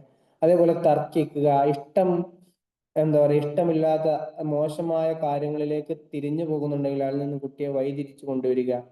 അതൊക്കെ ഈ ഒരു സ്വഭാവം രൂപീകരിക്കുന്നതിൽ വളരെയേറെ പ്രധാനപ്പെട്ടതാണ്. അതിനേക്കാൾ ഉപരി ഞാൻ നേരത്തെ ഫസ്റ്റ് പറഞ്ഞ കാര്യം, കുട്ടികളെ മുന്നിൽ വെച്ചിട്ട് മോശമായ രീതിയിൽ പെരുമാറുകയും മോശമായ വർത്താനങ്ങൾ പറയാതെയും ഇരിക്കുക. അപ്പൊ ഇതൊക്കെ കാണുമ്പോൾ കുട്ടിയുടെ സ്വഭാവം, നമ്മുടെ മുന്നിലിരിക്കുന്ന കുഞ്ഞിന്റെ സ്വഭാവം വളരെ നല്ല രീതിയിലേക്ക് മാറി വരും എന്നുള്ളതാണ്. അപ്പോ അങ്ങനെ വളർന്നു വരുന്ന കുട്ടിക്ക് പിന്നെ നമ്മുടെ ഖുർആനിനെ കുറിച്ചും അള്ളാഹുവിനെ കുറിച്ചും നബിയെ കുറിച്ചും നബിയുടെ കഥകളെ കുറിച്ചും പറഞ്ഞു കൊടുക്കുമ്പോൾ ഓൾറെഡി അവൻ അറിയാതെ അള്ളാഹുവിലേക്കും അവന്റെ റസൂലിലേക്കും അടുക്കും. അപ്പൊ നമ്മൾ ആദ്യം ചെറിയ കുഞ്ഞുങ്ങളിൽ നേടിയെടുക്കേണ്ടത് അവർക്ക് നമ്മളോട് ഇഷ്ടമുണ്ടാവുകയും അവർ നമ്മെ അംഗീകരിക്കുകയും അവർ നമ്മെ ഉൾക്കൊള്ളുകയും ചെയ്യുന്ന ഒരു രൂപത്തിലേക്ക് കുട്ടികളെ മാറ്റിയെടുക്കുകയാണ് ആദ്യം ചെയ്യേണ്ടത്. അങ്ങനെ മാറിക്കഴിഞ്ഞാൽ ആ കുട്ടിക്ക് നമുക്ക് നല്ല നിസ്കരിപ്പിക്കാൻ പറ്റും. അതേപോലെ തന്നെ ആ കുട്ടിയെ കൊണ്ട് നമുക്ക് ഖുർആൻ ഓതിപ്പിക്കാൻ പറ്റും, നോമ്പെടുപ്പിക്കാൻ പറ്റും. കാരണം എന്താണ്?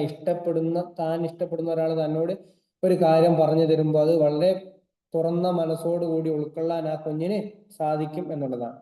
ഓക്കെ, ഇനി അവസാനമായിട്ട് പറയുന്നതാണ് കൽബ്. അപ്പോൾ ഒരു കുട്ടിയുടെ സ്വഭാവത്തെക്കുറിച്ചും വികാരത്തെക്കുറിച്ചും നമ്മൾ ചെറുതായിട്ടൊന്ന് ചർച്ച ചെയ്തു. അടുത്തതാണ് ഹൃദയം. അത് ഞാൻ നേരത്തെ പറഞ്ഞു, ഒരു മനുഷ്യന്റെ ഹൃദയം നന്നായാലേ അവൻ അള്ളാഹുവിലേക്ക് അടുക്കുള്ളൂ.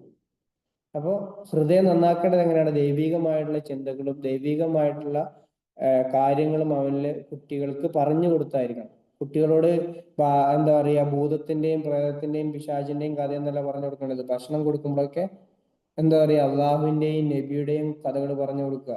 നബി ഭക്ഷണം കിട്ടാതെ അലഞ്ഞ കഥകൾ പറഞ്ഞു കൊടുക്കുക. അതേപോലെ തന്നെ പ്രവാചകന്മാര് ഭക്ഷണം കിട്ടാതെ അരഞ്ഞുപോയ കഥകൾ പറഞ്ഞു കൊടുക്കുക. ഖുർആനിലുള്ള നല്ല നല്ല കഥകൾ പറഞ്ഞു കൊടുക്കുക.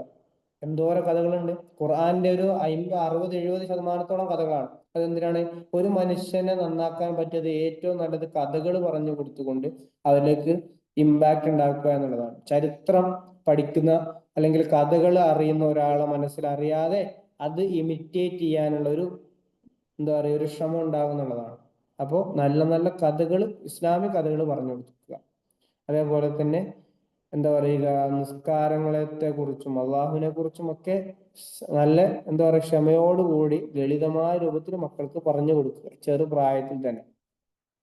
ഓക്കെ, അപ്പോൾ ഒരു കുട്ടിയുടെ ജനിച്ചത് മുതൽ 7 വയസ്സ് വരെ എങ്ങനെ ആയിരിക്കണം കുട്ടിയെ നമ്മൾ പരിഗണിക്കേണ്ടത് എന്നുള്ളതാണ് നമ്മൾ അടുത്തതായി ചർച്ച ചെയ്യുന്നത്. ആ സമയത്ത് ഞാൻ നേരത്തെ പറഞ്ഞു, കുട്ടിക്ക് നൽകേണ്ടത് സ്നേഹവും കരുതലും മാത്രമായിരിക്കണം.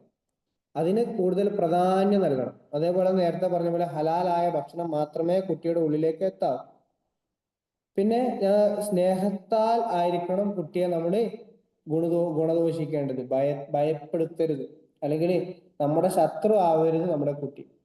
അപ്പോൾ 7 വയസ്സ് വരെ കുട്ടിയെ പൂർണ്ണമായും സ്നേഹത്തോടു കൂടി വളർത്തണം. അതിന് കുട്ടിയെ ശകാരിക്കുകയോ ശിക്ഷിക്കുകയോ ചെയ്യുന്നതിനേക്കാൾ ഉപരി സ്നേഹത്തോടു കൂടി ഗുണദോഷിക്കുകയും ഉപദേശിക്കുകയും മാത്രമാണ് ചെയ്യേണ്ടത്.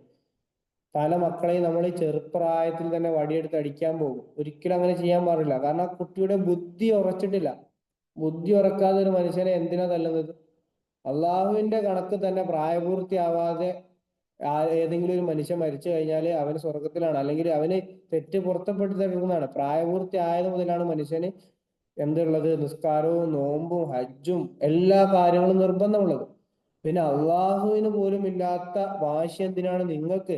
4 വയസ്സാകുമ്പോഴത്തേന് എന്റെ കുട്ടി ഇങ്ങനെ ആയിരിക്കണം, 6 വയസ്സാകുമ്പോൾ എന്റെ കുട്ടി ഇങ്ങനെ ആയിരിക്കണം, 8 വയസ്സാകുമ്പോഴത്തേന് എന്റെ കുട്ടി ലോകം അറിയപ്പെടുന്ന ഇന്റലിജന്റ് ആണോ? അതിനൊക്കെ ആവശ്യം എന്തിനാണ്? അതിനൊക്കെ വാശി പിടിക്കുന്നത് എന്തിനാണ്? അപ്പോ എന്താ പറയാ, കുട്ടികളെ കുട്ടികളായിട്ട് കാണുക. ഓക്കെ, അള്ളാഹുവിന്റെ റസൂൽ പറയുന്നുണ്ട്, കളിയിലൂടെ ആയിരിക്കണം കുട്ടികളെ പഠിപ്പിക്കേണ്ടത്. കളിയും അതിന്റെ കൂടെ ചെറിയ ചെറിയ പഠനങ്ങളുമായിട്ട് കുട്ടികളെ 7 വയസ്സ് വരെ കൊണ്ടുപോയി കഴിഞ്ഞാൽ ഞാൻ ഉറപ്പു തരുന്നു, അവിടുന്ന് അങ്ങോട്ട് നിങ്ങളെ കുട്ടിക്ക് ബുദ്ധിപരമായിട്ട് നല്ല വളർച്ച ഉണ്ടാകുകയും നല്ല രീതിയിൽ കാര്യങ്ങൾ തിരിച്ചറിയാനും മനസ്സിലാക്കാനും ആ കുട്ടി കഴിയും. നല്ല എനർജി ഫിറ്റ് ആയിട്ടൊരു സ്റ്റുഡന്റിനെ, ഒരു കുട്ടിയെ, ഒരു കുഞ്ഞിനെ നിങ്ങൾക്ക് കിട്ടും. ഓക്കെ, പിന്നെ ഈ ഒരു 7 വയസ്സ് വരെ, ഈ ഒരു 7 വയസ്സ് സമയത്താണ് ആ കുട്ടി അവന്റെ സ്വഭാവം എല്ലാം റീക്രിയേറ്റ് ചെയ്യുന്നത്. ആ സമയത്ത് നമ്മൾ പ്രധാനമായിട്ടും ചെയ്യേണ്ടത് ബാഡ് ആയിട്ടുള്ള ഹാബിറ്റുകൾ ആ കുട്ടി ശീലമാക്കുന്നുണ്ടോ എന്ന് ശ്രദ്ധിക്കണം. അതേപോലെ തന്നെ ചീത്ത കൂട്ടുകെട്ട്, മോശം ഫ്രണ്ട്സിനോട് കൂടെ അവര് സമയം സ്പെൻഡ് ചെയ്യുന്നുണ്ടോ എന്ന് ശ്രദ്ധിക്കണം. അപ്പോൾ പൂർണ്ണമായും ഒബ്സർവ് ചെയ്തുകൊണ്ടേയിരിക്കണം തന്റെ മക്കളെ.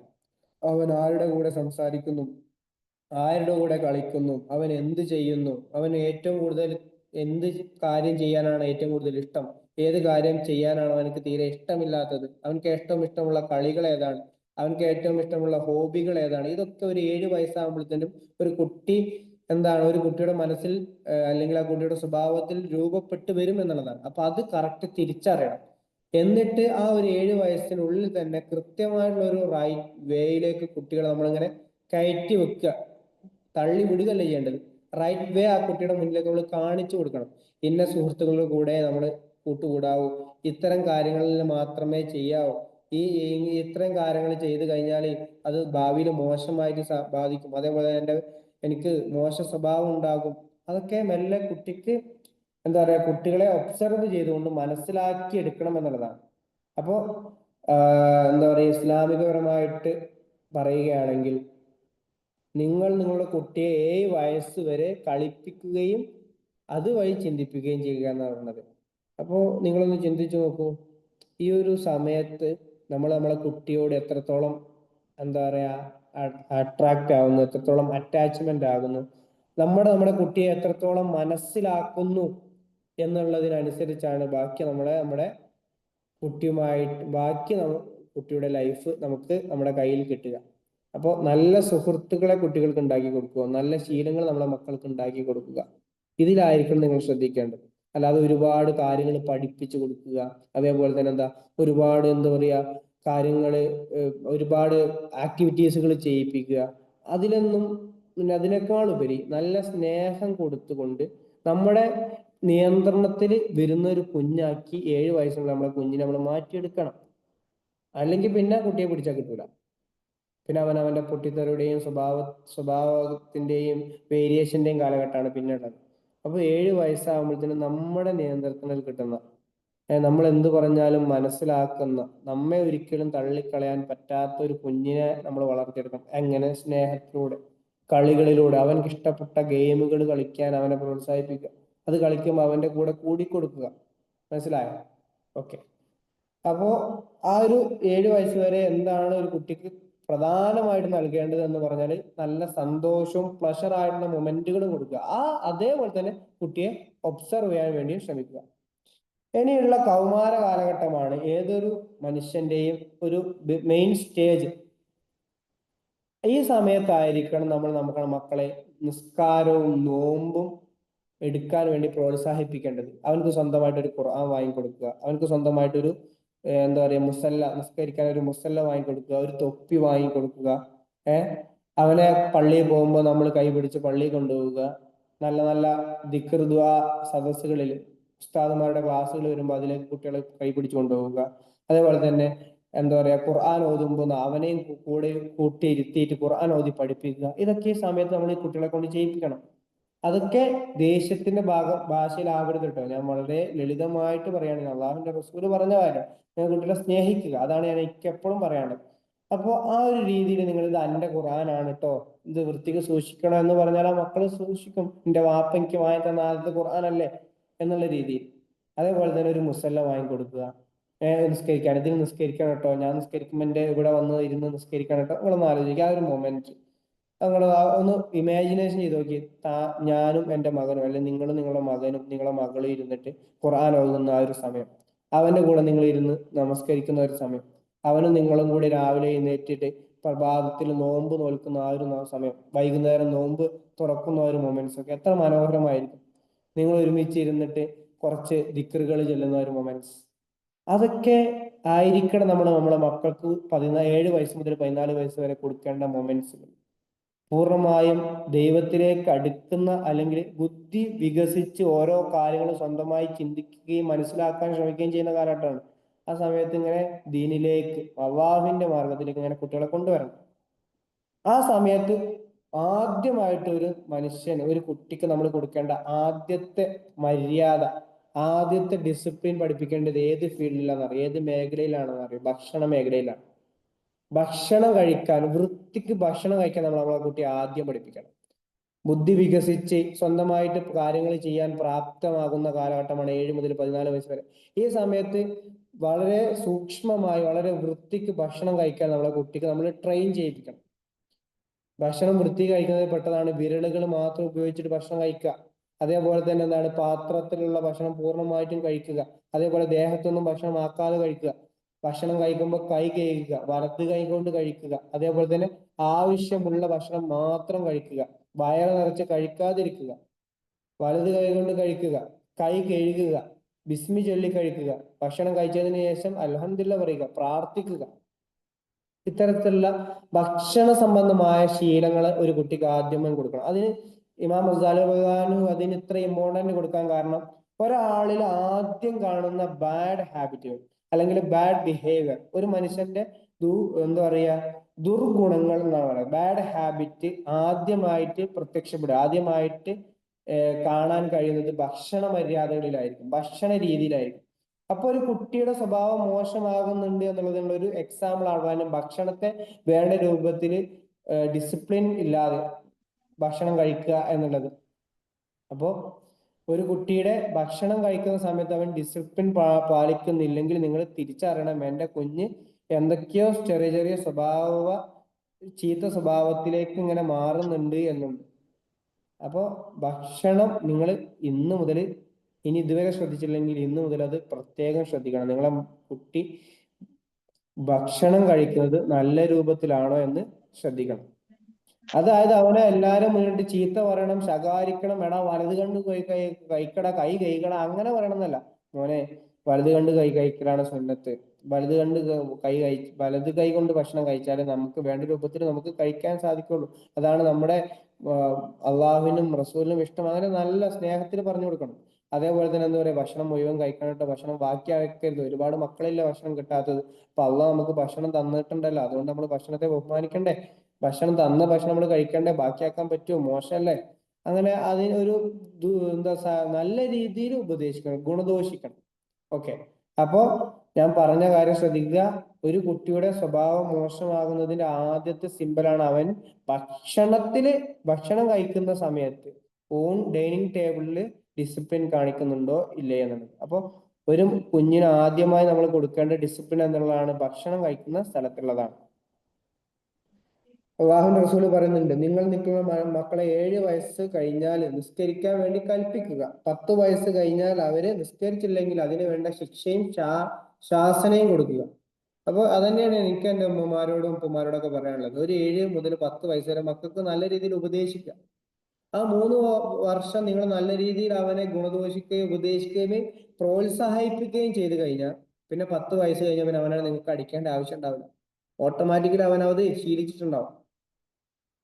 പിന്നെ ഈ ഒരു സമയത്ത് ഈ ഒരു രൂപത്തിൽ കുഞ്ഞിനെ നിസ്കാരവും ഇബാദത്തും കാര്യങ്ങളും പഠിച്ച് അവൻക്കത് ബോധ്യപ്പെട്ട് കഴിഞ്ഞാൽ പിന്നെയുള്ള ഒരു കാലഘട്ടമാണ് 14 മുതൽ 21 വയസ്സ് വരെ. നബി സല്ലല്ലാഹു അലൈഹി വസല്ലം പറഞ്ഞത്, അള്ളാഹുവിന്റെ റസൂല് ഹദീസുകളിൽ തന്നെ പറഞ്ഞത്, ഇബ്ലീസ് ഏറ്റവും കൂടുതൽ സ്ട്രോങ് ആയി വരുന്ന കാലഘട്ടം, ഇബ്ലീസ് ഏറ്റവും കൂടുതൽ ഒരു മനുഷ്യനെ വെറുപ്പിക്കുന്ന, എന്താ പറയാ, മോശമാക്കാൻ വേണ്ടി ശ്രമിക്കുന്ന ഒരു കാലഘട്ടമാണ് ഈ ഒരു 14 മുതൽ 21 വയസ്സ് വരെ. ആ സമയത്തായിരിക്കും നമുക്ക് നമ്മളെ മക്കളെ കൺട്രോൾ ചെയ്യാൻ പറ്റൂല. അവര് ദേഷ്യപ്പെടും, നമ്മോട് തർക്കിക്കും. അതേപോലെ തന്നെ ഉപദേശം എന്ന് പറയുന്നത് ഈ പ്രായക്കാർക്ക് ഇഷ്ടമേ അല്ല. അതൊക്കെ നമുക്ക് അറിയാവുന്ന കാര്യമാണ്. അപ്പൊ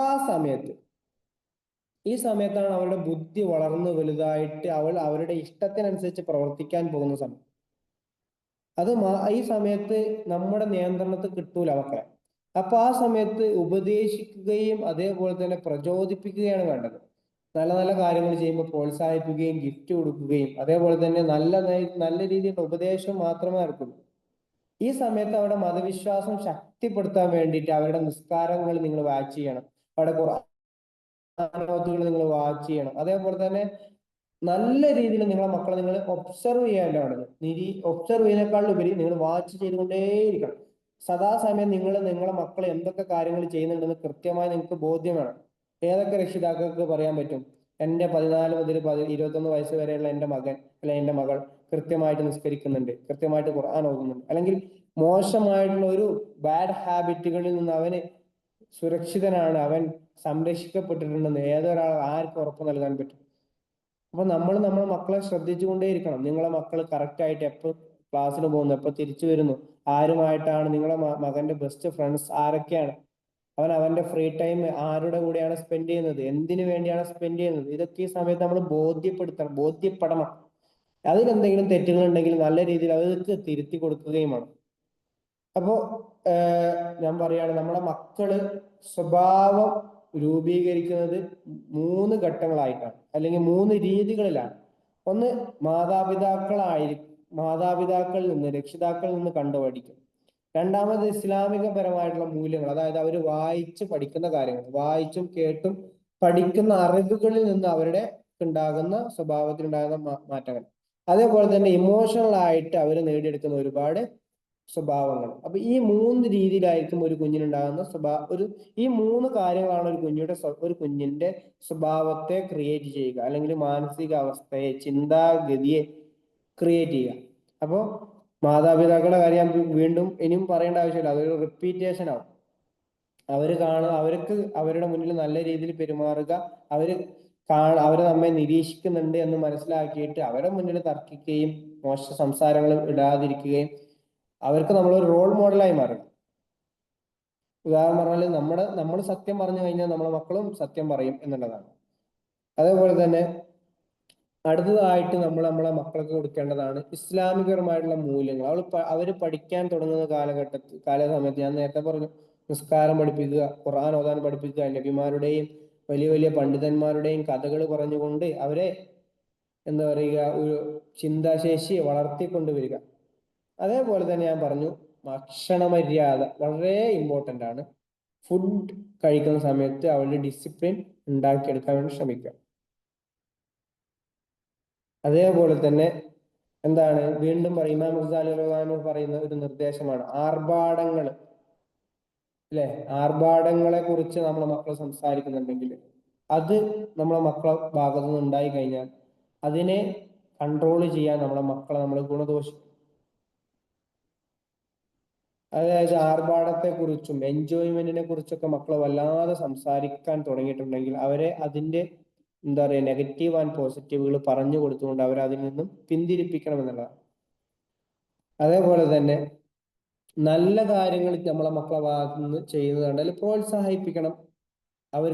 അവരെ നല്ലത് ചെയ്ത് അവർക്ക് എന്തെങ്കിലും ഒരു എന്താ പറയുക ഗുഡ് മൊമെന്റ്, നല്ല നേട്ടങ്ങൾ കൈവരിക്കുന്ന സമയത്ത് അവർക്ക് ഗിഫ്റ്റുകൾ കൊടുത്തുകൊണ്ട് അവരെ നമ്മൾ പ്രോത്സാഹിപ്പിക്കണം. ഇസ്ലാമിക് സൈക്കോളജി തന്നെയാണ് ഇത് പറയുന്നത്. നിങ്ങളെ മക്കൾക്ക് ഗിഫ്റ്റുകൾ കൊടുക്കണമെന്ന്. ഉദാഹരണത്തിന്, നിങ്ങളുടെ 7 വയസ്സായ മകൻ 5 ദിവസം ഒരു 5 നിസ്കാരം, 5 നേരത്തെ നിസ്കാരം ആദ്യമായിട്ട് നമസ്കരിച്ചു. അപ്പൊ എന്ത് ചെയ്യുക, അവനക്കൊരു ഗിഫ്റ്റ് കൊടുക്കുക. അവനക്ക് ഇഷ്ടമുള്ള എന്തെങ്കിലും ചോക്ലേറ്റ് വാങ്ങിക്കൊടുക്കുക, അല്ലെങ്കിൽ ഒരു ഐസ്ക്രീം വാങ്ങിക്കൊടുക്കുക. അവന് എന്തൊരു സന്തോഷം ഉണ്ടാവും. അതേപോലെ തന്നെ നിങ്ങളെ മകന് 7 വയസ്സ് 8 വയസ്സുള്ള നിങ്ങളെ മക്കൾ ആദ്യമായിട്ട് നോമ്പ് നോറ്റ് കഴിഞ്ഞാൽ നോമ്പ് തുറക്കുന്ന സമയത്ത് അന്ന് നല്ല ഫുഡ് ഉണ്ടാക്കുക, അവനക്ക് ഇഷ്ടപ്പെട്ട അവന്റെ ഫേവറേറ്റ് ഫുഡ് ഉണ്ടാക്കിയിട്ട് അവനെ നോമ്പ് തുറപ്പിക്കുക. അവനക്ക് എന്തൊരു സന്തോഷം ഉണ്ടാവും. അതേപോലെ തന്നെ നിങ്ങളെ മക്കള് എന്താ പറയുക നല്ല എന്തെങ്കിലും ഒരു കാര്യങ്ങൾ ചെയ്തു കഴിഞ്ഞാൽ അവനെ പ്രോത്സാഹിപ്പിക്കുക. അത് വളരെ പ്രധാനപ്പെട്ടതാണ്. നല്ല കാര്യങ്ങൾ പ്രോത്സാഹിപ്പിച്ചാൽ മാത്രമേ ചീത്ത കാര്യങ്ങൾ നമ്മൾ ശകാരിക്കുമ്പോൾ കുട്ടിക്ക് ബോധ്യപ്പെടുള്ളൂ. അല്ലെ, കുട്ടികൾ പറയുന്ന ഒരു ഡയലോഗ് ഉണ്ട്, എല്ലാവർക്കും അറിയാവുന്നതാണ്, ഞാൻ നല്ലത് ചെയ്യുന്നത് നിങ്ങൾ കാണല്ലേ. ഞാൻ നല്ല ചെയ്യുമ്പോൾ നിങ്ങളെ കാണല്ലല്ലോ, എന്തിനാ കുറ്റം പറയുന്നതൊക്കെ നമ്മളെ മക്കള് പറയുന്ന ഒരു ചോദ്യമാണ്. അപ്പോ മക്കളെ ആ രീതിയിലായിരിക്കണം വളർത്തേണ്ടത്. നല്ലത് കാണുമ്പോൾ പ്രോത്സാഹിപ്പിക്കുകയും നല്ല നേട്ടങ്ങൾ കൈവരിക്കുമ്പോൾ സമ്മാനങ്ങൾ കൊടുക്കുകയും ചെയ്യണം. അതേപോലെ തന്നെ മോശമായിട്ടുള്ള സംസാരങ്ങൾ ഉണ്ടാകുമ്പോൾ അതിൽ നിന്ന് അവരെ പിന്തിരിപ്പിക്കുകയും വേണം. പിന്നെ പ്രധാനപ്പെട്ട ഒരു കാര്യമാണ്, കുട്ടിയെ കുറ്റപ്പെടുത്തുകയല്ല വേണ്ടത്. തെറ്റുകൾ കണ്ടാൽ എന്താ ചെയ്യേണ്ടത്? നമ്മുടെ മക്കളെ ഭാഗത്ത് നിന്ന് ഒരു തെറ്റുണ്ടായാൽ എന്താണ് ചെയ്യേണ്ടത്? ആർക്കൊക്കെ അറിയാം? നമ്മുടെ മക്കളെ ഭാഗത്ത് നിന്ന് ഒരു തെറ്റുണ്ടായാൽ ആദ്യം നമ്മൾ ചെയ്യേണ്ടത് അതിനെ നോർമൈൻഡ് ചെയ്യണം എന്നുള്ളതാണ്. ആർക്കും പറ്റാത്തൊരു കാര്യമാണ്. അതെങ്ങനെ? എന്നെ കൊണ്ട് കഴിയില്ല, അതൊരു രക്ഷിതാവിനും പറ്റാത്തൊരു കാര്യമാണ്. നമ്മുടെ മക്കളെ ഭാഗത്ത് നിന്ന് ആദ്യമായിട്ട് ഒരു തെറ്റ് കണ്ടു കഴിഞ്ഞാൽ ആദ്യം അത് നോർമൈൻഡ് ചെയ്യരുത്. പ്രത്യേകിച്ച് അവൻ നമ്മളിൽ നിന്ന് അത് ഒളിപ്പിക്കാൻ വേണ്ടി ശ്രമിക്കുന്നുണ്ടെങ്കിൽ ഒരിക്കലും അത് കണ്ടില്ല എന്ന് നടിക്കണം, അത് ഒഴിവാക്കി വിടണം. രണ്ടാമതും ആ കുട്ടി ആ തെറ്റ് ചെയ്യുമ്പോൾ അവനെ എന്ത് ചെയ്യണം? രഹസ്യമായിട്ട് ശിക്ഷിക്കുകയും ഗുണദോഷിക്കുകയും വേണം. എനിക്കിത് പ്രത്യേകമായിട്ട് പറയാനുള്ള ഉമ്മമാരോടും അതേപോലെ തന്നെ ടീച്ചർമാരോടുമാണ്. ക്ലാസ്സിൽ നമ്മളെ കുട്ടി പഠിക്കാതെ വന്നു കഴിഞ്ഞാൽ എല്ലാ കുട്ടികളും കാണാൻ കുട്ടിയെ ദേഷ്യം പിടിക്കുക, അടിക്കുക. ഓ, ആ മക്കൾക്ക് ഉണ്ടാകുന്ന ഒരു ട്രോമ നിങ്ങൾ ആലോചിക്കും. വലിയ മനുഷ്യന്മാരുടെ കാര്യമല്ല പറഞ്ഞത്, 7, 8, 9 വയസ്സുള്ള മക്കളുടെ കാര്യമാണ്. അതേപോലെ തന്നെ നിങ്ങളൊരു കുട്ടി എന്തെങ്കിലും ഒരു മോശമായ കാര്യം ചെയ്യുമ്പോൾ പറയുമ്പോൾ ബാക്കിയുള്ള മക്കളെ ഇടയിൽ ആ കുട്ടിയെ കുറ്റം പറയും, ഇനി ഓനെ കണ്ടുപിടി, ഇനി എന്റെ താത്തനെ കണ്ടുപിടി, എന്റെ അനിയനെ കണ്ടുപിടി. അങ്ങനെയൊക്കെ പറയുമ്പോൾ മക്കൾ വീണ്ടും വീണ്ടും മോശമാവുകയേ ചെയ്യുള്ളൂ. അവരുടെ ഉള്ളിലേക്ക് ഒരു വാശിയും ഒരു ദേഷ്യവും നമ്മളോട് തോന്നുകയില്ല. പിന്നെ അവർ നമ്മളോടുള്ള ദേഷ്യം തീർക്കാൻ വേണ്ടിയിട്ട് ആ മോശപ്പെട്ട പ്രവർത്തനം അല്ലെങ്കിൽ ആ ചീത്ത കാര്യം വീണ്ടും വീണ്ടും ചെയ്തുകൊണ്ടേയിരിക്കും. അപ്പോ എനിക്ക് പറയാനുള്ളത്, കുട്ടികളെ ഭാഗത്തുനിന്ന് ഒരു തെറ്റ് കണ്ടു കഴിഞ്ഞാൽ അതിനെ ആദ്യം നോർമൈൻഡ് ചെയ്യണം. രണ്ടാമത്തെ ഘട്ടത്തിൽ വീണ്ടും ആ തെറ്റ് റിപ്പീറ്റ് ചെയ്യുന്നത് കഴിഞ്ഞാലാണ് അവനെ രഹസ്യമായിട്ട്, പരസ്യമായിട്ട് ഒരിക്കലും ശിക്ഷിക്കാൻ പാടില്ല. രഹസ്യമായിട്ട് ഉപദേശിക്കുകയും ചെറിയ ശിക്ഷകൾ കൊടുക്കുകയും വേണം. ആ രീതിയിൽ നിങ്ങളൊന്ന് നിങ്ങളെ മക്കളെ ട്രീറ്റ് ചെയ്ത് നോക്കും. നല്ല ചേഞ്ച് ഉണ്ടാവും, മാജിക്കൽ ചേഞ്ച് ഉണ്ടാവും. നബി സല്ലല്ലാഹു അലൈഹി വസല്ലമയുടെ ഒരു ചരിത്രം പറയുന്നത്, ഒരു സഹാബി, ഒരു മകൻ, ഒരു മോന് എന്താ പറയുക, ഈത്തപ്പഴത്തിന് ഇങ്ങനെ കല്ലെറിയും. എന്നിട്ട് അതായത് കാരക്കക്ക് ഇങ്ങനെ കല്ലെറിയും. എന്നിട്ട് ആ കാരക്ക എടുത്ത് തിന്നൊരു സ്വഭാവം ഒരു മകൻ. അപ്പൊ ഇവനെ പിടിച്ചു കൊണ്ടുവന്ന് സഹാബിനെ നബിന്റെ അടുത്ത് ഏൽപ്പിച്ചു. അപ്പൊ നബി പറഞ്ഞു, സഹാബികളോടൊക്കെ ഒന്ന് ലേശം വിട്ടു നിൽക്കാൻ പറഞ്ഞു. ആ മകനെ സ്വകാര്യത്തിൽ വിളിച്ചിട്ട് അവരോട് ചോദിക്കും, ഈ എന്തിനാ കാരക്ക എടുത്ത്? അപ്പൊ കുട്ടി പറയും, എനിക്ക് വിശന്നിട്ട് എടുത്തതെന്ന്. അപ്പൊ പറയാം, വിശന്നിട്ടാണെങ്കിൽ വിശന്ന എല്ലാവരും ഇങ്ങനെ എടുത്ത് തിന്നാൻ പറ്റുമോ? മോശല്ലേ? നബി പറഞ്ഞു കൊടുക്കണം മോന്. എന്നിട്ട് പറയാണ്, നീ ഒരു കാര്യം ചെയ്യ്, കല്ലെടുത്ത് എറിയരുത്. അവിടെ തൊയിഞ്ഞ നിലത്ത് വീണ് കിടക്കുന്ന ഈത്തപ്പഴം നീ എടുത്ത് കഴിച്ചോ. അതിനൊക്കെ എല്ലാവരും സമ്മതമല്ലേ? സഹാബിയോട് ചോദിക്കണം, നിങ്ങൾ എല്ലാവരും സമ്മതമല്ലേ? നിലത്ത് വീണ് കിടക്കുന്ന ഈത്തപ്പഴം മോന് കഴിക്കൂട്ടോ, അതിന് കുഴപ്പമൊന്നുമില്ലല്ലോ. അപ്പൊ എല്ലാ സഹാബികൾ അംഗീകരിച്ചു. അപ്പൊ അവന്റെ ആ ഒരു ചീത്ത സ്വഭാവം എത്ര എന്താ പറയാ സമാധാനപരമായിട്ടാണ് അള്ളാഹുന്റെ റസൂല് ഡീൽ ചെയ്തത്. നമ്മളൊക്കെ ആണെങ്കിൽ ആദ്യം രണ്ടടി കൊടുക്കും. എന്നിട്ട് എന്തിനാ എടുത്ത് അങ്ങനെ ചോദിക്കും.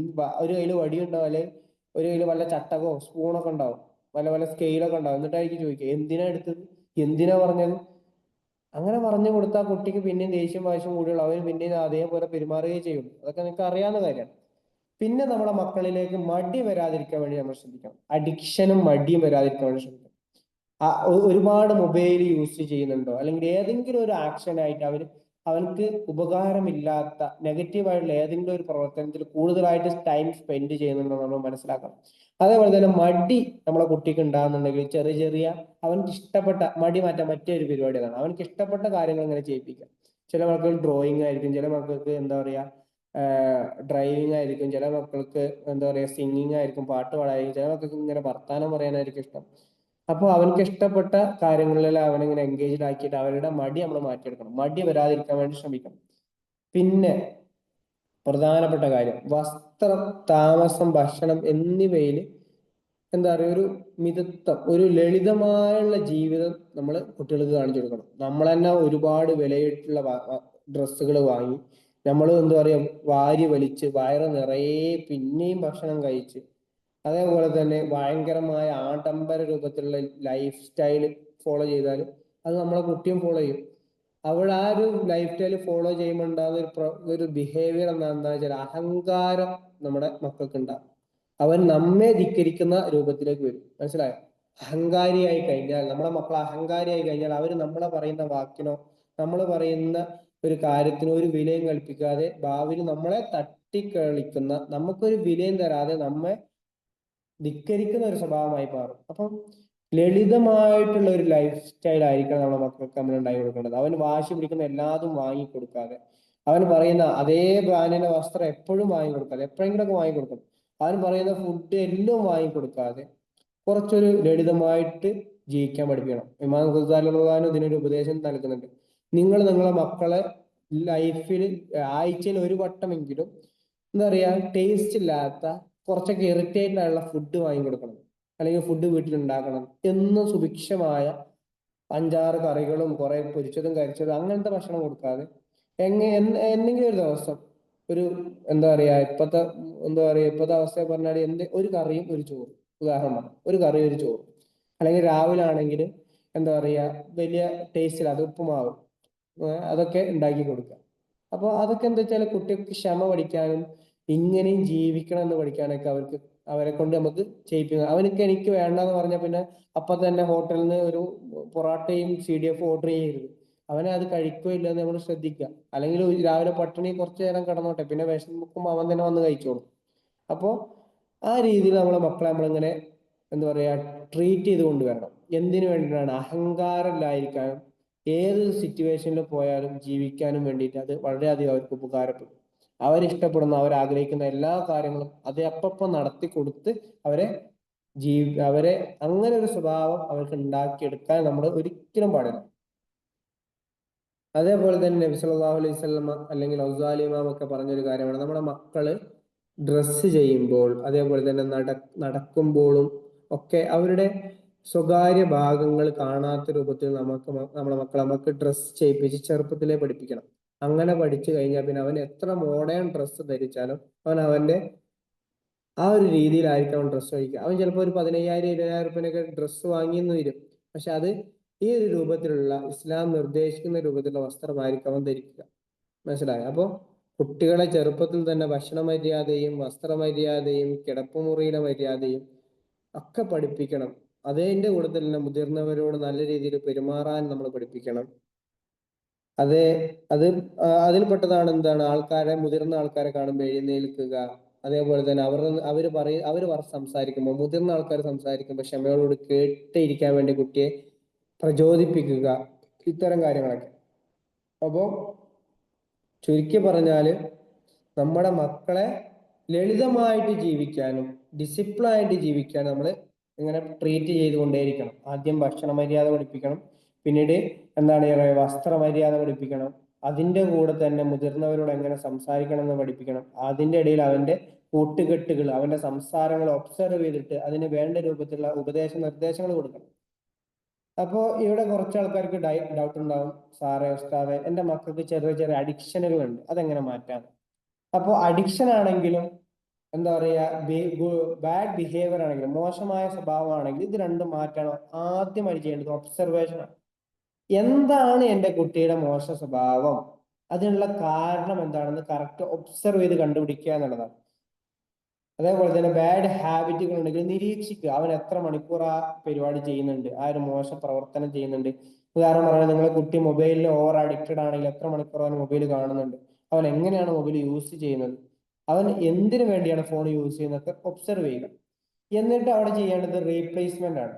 അപ്പൊ മൊബൈൽ കാണുക മാത്രമാണ് നമ്മളെ കുട്ടി ചെയ്യുന്നത്. അതിന്റെ കൂടെ അവനക്ക് ഇഷ്ടപ്പെട്ട വേറെ ഒന്ന് രണ്ട് പ്രവർത്തനങ്ങൾ ഉണ്ടാവും. ഉദാഹരണം പറഞ്ഞാൽ അവന് നന്നായിട്ട് കളിക്കാൻ ഇഷ്ടപ്പെടുന്ന ഒരു കുട്ടിയായിരിക്കും, അല്ലെങ്കിൽ നന്നായിട്ട് ഡ്രോയിങ് ചെയ്യാൻ അറിയുന്ന ഒരു കുട്ടിയായിരിക്കും, അല്ലെങ്കിൽ അവൻ എന്തെങ്കിലുമൊക്കെ എന്താ പറയാ, ഒരു ഉദാഹരണം പറഞ്ഞാൽ എന്താ, എന്തെങ്കിലുമൊക്കെ ഉണ്ടാക്കാനും മണ്ണിലൊക്കെ എന്തെങ്കിലുമൊക്കെ സാധനങ്ങൾ ഉണ്ടാക്കാനൊക്കെ ആവശ്യപ്പെടുന്നു, അല്ല നല്ല പാട്ടൊക്കെ പാടുന്ന, കഥയൊക്കെ പറയുന്ന കുട്ടികളായിരിക്കും.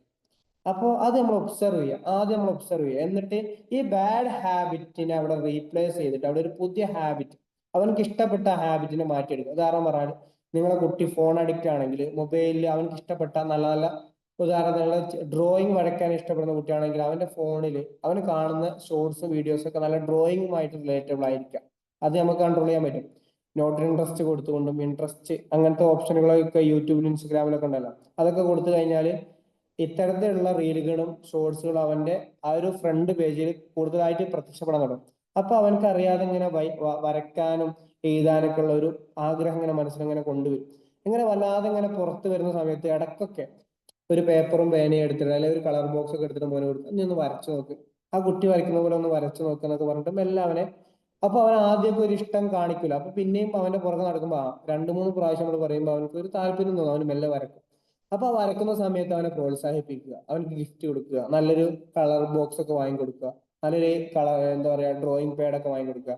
അപ്പൊ അവൻ കുട്ടി മെല്ലെ മെല്ലെ ഫോൺ മാറ്റി വെച്ചിട്ട് ഇതിലേക്ക് തിരിയും, ഈ ഒരു ഡ്രോയിങ്ങിലേക്ക് തിരിയും. അപ്പൊ നമുക്ക് അവന്റെ ഒരു ഹാബിറ്റിനെ മാറ്റിയെടുക്കാൻ പറ്റും. ഇപ്പൊ കളിക്കുന്ന കുട്ടികളാണെങ്കിൽ അവർക്ക് ഇഷ്ടപ്പെട്ട ഗെയിം ഏതാണെന്ന് സെലക്ട് ചെയ്ത് മനസ്സിലാക്കിയിട്ട് ആ ഗെയിം റിലേറ്റഡ് ആയുള്ള വീഡിയോകളെ കുട്ടിയെ കൂടുതൽ കാണിപ്പിക്കുക. എന്നിട്ട് മെല്ലെ അവർക്ക് ഒരു പന്തും ഒരു ബോളും ഒരു ബാറ്റും ബൂട്ടും ഒക്കെ വാങ്ങിക്കൊടുക്കുക. ചെറിയ ഗോളി പോസ്റ്റ് ഒക്കെ ഉണ്ടാക്കിയിട്ട് അവനെ കൂട്ടി നമ്മളെ കൂടെ കളിപ്പിക്കുക. അങ്ങനെയൊക്കെയാണ് നമ്മളെ മക്കളെ മെല്ലെ മെല്ലെ ഹാബിറ്റുകൾ മാറ്റിയെടുക്കുന്നത്. ചില മക്കൾക്ക് പിന്നെ നല്ല പാടാനൊക്കെ ഇഷ്ടമായിരിക്കും, അപ്പൊ അവർക്ക് പാടാനുള്ള അവസരങ്ങളൊക്കെ ഒരുക്കി കൊടുക്കുക. അവൻ നന്നായിട്ട് പാടുമ്പോൾ നല്ലൊരു ഗിഫ്റ്റ് ഒക്കെ വാങ്ങിക്കൊടുക്കുക. അപ്പൊ ആ രൂപത്തിൽ റീപ്ലേസ്മെന്റ് ആണ് അഡിക്ഷനിൽ നമുക്ക് ചെയ്യാൻ പറ്റുന്നത്. ആദ്യം കുട്ടിയെ ഒബ്സർവ് ചെയ്തിട്ട് അവനക്ക് എന്താണോ ഇഷ്ടപ്പെട്ട കാര്യം അത് മനസ്സിലാക്കിയിട്ട് അത് ചെയ്യാൻ വേണ്ടിയിട്ട് അവനക്ക് അവസരങ്ങൾ ഒരുക്കി കൊടുക്കുക. മനസ്സിലായോ? ഓക്കെ. അപ്പോ അഡിക്ഷൻ മാറ്റാൻ ഒബ്സർവേഷൻ, റീപ്ലേസ്മെന്റ് ആൻഡ് റിവാർഡ്. മനസ്സിലായോ? അവസരങ്ങൾ ഒരുക്കി കൊടുക്കുകയും അവനത് ചെയ്യുമ്പോൾ അവനക്ക് റിവാർഡ് കൊടുക്കുക, നല്ല നല്ല ഗിഫ്റ്റുകൾ കൊടുക്കുക, എന്താ പറയാ ഭക്ഷണം വാങ്ങി കൊടുക്കുക, ചോക്ലേറ്റ്സ് വാങ്ങി കൊടുക്കുക, അതൊക്കെ നിങ്ങൾക്ക് അറിയാവുന്ന കാര്യമാണ്, ജസ്റ്റ് പറഞ്ഞു നോക്കാം. ഇനി നമ്മുടെ മക്കൾക്ക് എന്തെങ്കിലും ഒരു ബാഡ് ബിഹേവിയർ ഉണ്ടെങ്കിൽ അതെങ്ങനെ നമുക്ക് മാറ്റിയെടുക്കാൻ പറ്റും? ആദ്യം നമ്മൾ വീണ്ടും ചെയ്യേണ്ട കാര്യം എന്താണ്? ഒബ്സർവേഷൻ തന്നെയാണ്. പിന്നെ ഈ ഒബ്സർവ് ചെയ്യുന്ന സമയത്ത് അവനക്ക് എന്തെങ്കിലുമൊക്കെ ഒരു കാര്യങ്ങൾ ചെയ്യാൻ ഇഷ്ടമുണ്ടാവും. അപ്പോൾ അവനക്ക് ഇഷ്ടമുള്ള കാര്യങ്ങളിലേക്ക് ചെയ്യാൻ വേണ്ടിയിട്ട് അവനെ കൂടുതൽ നമ്മൾ ടൈം സ്പെൻഡ് ചെയ്യുക. അഡിക്ഷനിൽ ചെയ്യുന്ന അതേ കാര്യം തന്നെ. അങ്ങനെ നല്ല നല്ല കാര്യങ്ങളിൽ ചെയ്യാൻ വേണ്ടി നമ്മൾ നമ്മളെ കുട്ടിയെ പ്രോത്സാഹിപ്പിക്കുമ്പോൾ, ഉദാഹരണത്തിന് അവന്റെ കൂടെ കളിക്കുക, അവന്റെ കൂടെ പാടുക, അവന്റെ കൂടെ ചിരിക്കുക, അവന്റെ കൂടെ വരക്കുക, അങ്ങനത്തെ കാര്യങ്ങൾ ചെയ്ത് കഴിയുമ്പോൾ ആ കുട്ടി അറിയാതെ ആ ഒരു ബാഡ് ഹാബിറ്റിൽ നിന്ന് ഈ ഒരു ഹാബിറ്റിലേക്ക് മാറും. അവനക്ക് അതോടുകൂടെ തന്നെ നമ്മളോട് ഇഷ്ടം ഉണ്ടാകും. ആ സമയത്ത് ആ കുട്ടിക്ക് നല്ല ചുറ്റുപാടുകൾ ഒരുക്കി കൊടുക്കുക. ഉദാഹരണം പറഞ്ഞാൽ ഇഷ്ടമുള്ള സ്ഥലങ്ങൾ ആ കുട്ടിയെ കൊണ്ടുപോയി കാണിക്കുക. നമ്മൾ നടക്കാൻ പോകുമ്പോൾ അവനെ നമ്മളെ കൂടെ നടത്താൻ കൊണ്ടുപോവുക. എന്നിട്ട് ഒരു ചായയൊക്കെ വാങ്ങി കൊടുക്കുക, അല്ലെങ്കിൽ എന്തെങ്കിലും ഐസ്ക്രീം ഒക്കെ വാങ്ങി കൊടുക്കുക. അങ്ങനെ അവനെ എന്താ പറയുക, ഒരു അവനക്ക് ഇഷ്ടപ്പെട്ട ചുറ്റുപാടുകൾ അറ്റ്മോസ്ഫിയറിൽ അവനെ വളരാൻ വേണ്ടിയിട്ടുള്ള അവസരങ്ങൾ ഉണ്ടായി. അങ്ങനെ ആയിക്കഴിഞ്ഞാൽ കുട്ടി നമ്മളെ ഇഷ്ടപ്പെടുന്ന രൂപത്തിലേക്ക് കുട്ടി ആയിക്കഴിഞ്ഞാൽ പിന്നെ അവനക്ക് ചെറിയ ചെറിയ ഉത്തരവാദിത്തങ്ങൾ കൊടുക്കുക. ഉദാഹരണത്തിന് ഒരു 10 റുപ്യ കൊടുത്തിട്ട് കടയിൽ പോയിട്ട് ഒരു സോപ്പ് വാങ്ങി വരാൻ വേണ്ടി പറയാം. അല്ലെങ്കിൽ എന്താ പറയുക, നമ്മളെ ഡ്രസ്സൊക്കെ അടക്കി വെക്കുന്ന സമയത്ത് ആ ഡ്രസ്സൊക്കെ എടുത്തു വെക്കാൻ അവനോട് വാ അതൊന്ന് എടുത്തു വെക്കുന്ന പറഞ്ഞാൽ അവനോട് പറയാം. അങ്ങനെ ചെറിയ ചെറിയ കുഞ്ഞു കുഞ്ഞു പണികളിലൊക്കെ നമ്മളെ മകനെ നമ്മൾ കൂട്ടുകൂടുക.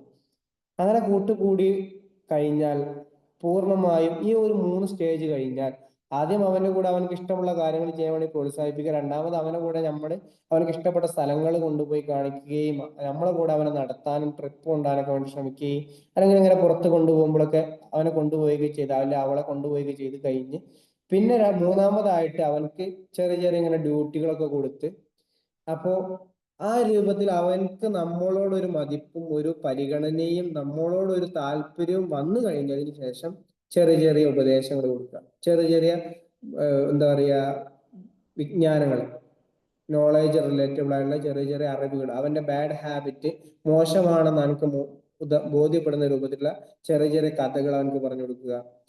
ചെറിയ ചെറിയ എന്താ പറയുക, സ്റ്റോറികൾ പറഞ്ഞു കൊടുത്ത് ചെറിയ ചെറിയ ബുക്കുകളൊക്കെ അവനെ കൊണ്ട് വായിപ്പിച്ചിട്ടൊക്കെ അങ്ങനെ അവന് ചെറിയ ചെറിയ വിജ്ഞാനങ്ങൾ, ചെറിയ ചെറിയ ബോധ്യങ്ങൾ അവനക്ക് ഇങ്ങനെ ഇട്ടുകൊടുക്കുക. അപ്പൊ അത് കിട്ടിക്കഴിഞ്ഞാൽ പിന്നെ മെല്ലെ അറിയാതെ അവൻ അതിനെക്കുറിച്ച് കൂടുതൽ വായിക്കാനും പഠിക്കാനും ശ്രമിക്കുകയും നമ്മളോട് തന്നെ വന്ന് ചോദിക്കും, ഞാൻ ഇനി ഏത് കേൾക്കണം, ആരെ കഥ കേൾക്കണം, എന്ത് പഠിക്കണം, ഏത് വായിക്കണം എന്നൊക്കെ. അപ്പൊ ഈ രൂപത്തിലായിരിക്കണം നമ്മൾ ഈ കുട്ടികളുടെ ബാഡ് ഹാബിറ്റുകൾ മാറ്റിയെടുക്കേണ്ടത്. ആദ്യം ഒബ്സർവ് ചെയ്യുക, പിന്നെ അവർക്ക് ഇഷ്ടപ്പെട്ട കാര്യങ്ങൾ ചെയ്യാൻ വേണ്ടി അവരെ കൂടെ നിന്ന് ചെയ്യിപ്പിക്കുക, പിന്നെ മൂന്നാമതായിട്ട് അവർക്ക് ഇഷ്ടപ്പെട്ട സ്ഥലങ്ങളിലും ഇഷ്ടപ്പെട്ട സാഹചര്യങ്ങളിലേക്ക് അവരെ കൊണ്ടുപോകുക. അതാണ് ഞാൻ ഉദ്ദേശിച്ചത് കേട്ടോ. ചില മക്കൾക്ക് അങ്ങാടി ആവാം, ചില മക്കൾക്ക് എന്താവാം പ്ലേ ഗ്രൗണ്ട് ആവാം, ചില മക്കൾക്ക് വേറെ വല്ല സ്ഥലങ്ങളും ആവാം, കുളങ്ങളാവാം, പുഴകളാവാം, അവിടേക്കൊക്കെ അവരെ കൊണ്ടുപോവുക. അതിനുശേഷം അവർക്ക് ചെറിയ ചെറിയ ഡ്യൂട്ടികളൊക്കെ കൊടുത്തിട്ട് അത് നമ്മളെ സ്വന്തം ആളാക്കി ഇങ്ങനെ കൊണ്ടുവരിക. നമ്മളെ സ്വന്തം ആളായി കഴിഞ്ഞ് നമുക്ക് മനസ്സിലായി കഴിഞ്ഞാൽ പിന്നെ മെല്ലെ മെല്ലെ ഉപദേശിക്കുക. ചെറിയ ചെറിയ കഥകളൊക്കെ പറഞ്ഞു കൊടുത്തുകൊണ്ട്, പാട്ടൊക്കെ പാടി കൊടുത്തുകൊണ്ട് ഉപദേശിച്ച് നല്ലൊരു ബിഹേവിയറിന്റെ ഉടമയാക്കി ആ മകളെ നമുക്ക് മാറ്റിയെടുക്കാൻ കഴിയും. അപ്പോൾ ഇതാണ് എനിക്ക് പറയാനുള്ളത്. ഇസ്ലാമിക് സൈക്കോളജി എന്ന് പറയുന്നത് തീർത്തും മോഡേൺ സൈക്കോളജി പറയുന്ന അതേ കാര്യങ്ങൾ തന്നെ ഇസ്ലാമിന്റെ പെർസ്പെക്റ്റീവിലൂടെ പറയാണ്. പ്രധാനപ്പെട്ടത് കുട്ടികളെ വളർത്തുക എന്നുള്ളത് അവരെ നല്ല ജോലി ചെയ്യാൻ പ്രാപ്തനായ ഒരു ആളാക്കുക, അല്ല നല്ലൊരു ബിസിനസ്മാൻ ആക്കുക എന്നുള്ളതല്ല, നല്ല മനുഷ്യനാക്കുക. ഭൂമിയിലുള്ള മനുഷ്യരും ആകാശത്തുള്ള ദൈവവും ഇഷ്ടപ്പെടുന്ന നല്ലൊരു മനുഷ്യനാക്കുക എന്നുള്ളതാണ്. അതുവഴി ദൈവത്തിലേക്ക് അടുക്കാൻ വേണ്ടി അടുക്കുന്ന ഒരാളായി ദൈവത്തിലേക്ക് അടുക്കാൻ വേണ്ടിയിട്ടായിരിക്കണം മക്കൾക്ക് കൊടുക്കേണ്ട ഉപദേശ നിർദ്ദേശങ്ങൾ.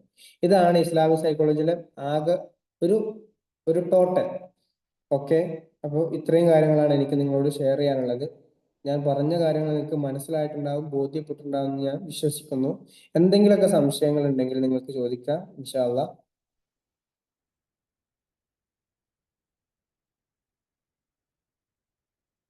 അതേപോലെ തന്നെ ക്ലാസ്സിനെ കുറിച്ചുള്ള എന്തെങ്കിലും റിവ്യൂ പറയാനുണ്ടെങ്കിൽ അതും പറയാൻ ഞാൻ ആഗ്രഹിക്കുന്നുണ്ട്. സാറേ നമസ്കാരം.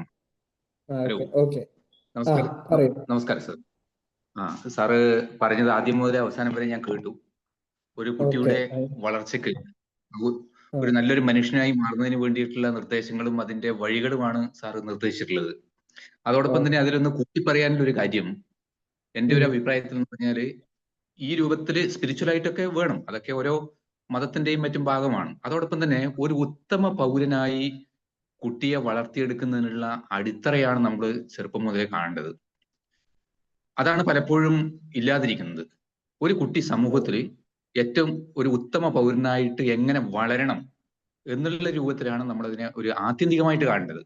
നമ്മൾ ദൈവവിശ്വാസം ഏത് ഹിന്ദു മതമായാലും ഏത് ക്രിസ്ത്യൻ ഇതായാലും ഇസ്ലാം മതമായി കഴിഞ്ഞാലും അതൊക്കെ അതിന്റെ സ്പിരിച്വൽ സൈഡ്.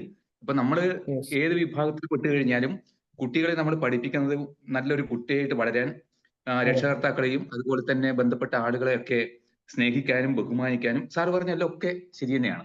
പക്ഷെ ഒരു അഡീഷണൽ ആയിട്ട് അതിൽ കൂടെ ഞാൻ ഒന്ന് ആഡ് ചെയ്യുന്നത് ഇതുകൂടി വേണ്ടേ? ഭാവിയിൽ കുട്ടി ഒരു ഉത്തമ പൗരനായിട്ട് വളർന്നു വരണ്ടേ? അതിന് വേണ്ടുന്ന ശീലങ്ങൾ നമ്മൾ കൊടുക്കണമല്ലോ. അല്ല, നമ്മളിപ്പോ ഭക്ഷണ മര്യാദയെ കുറിച്ചും അതേപോലെ തന്നെ മുതിർന്നവരെ അതെ ബഹുമാനിക്കണെ കുറിച്ചും ഒക്കെ നമ്മൾ പറഞ്ഞത് ആ ഒരു രൂപത്തിൽ തന്നെയാണ്. ഒരു മനുഷ്യനെ ഒരു എംപ്ലോയി ആയിട്ട് മാറ്റിയാൽ, ഒരു ബിസിനസ്മാനും ആക്കി മാറ്റിയല്ല ചെയ്യേണ്ടത്. ലാസ്റ്റ് പറഞ്ഞ അതെ പോയിന്റ് അതാണ്.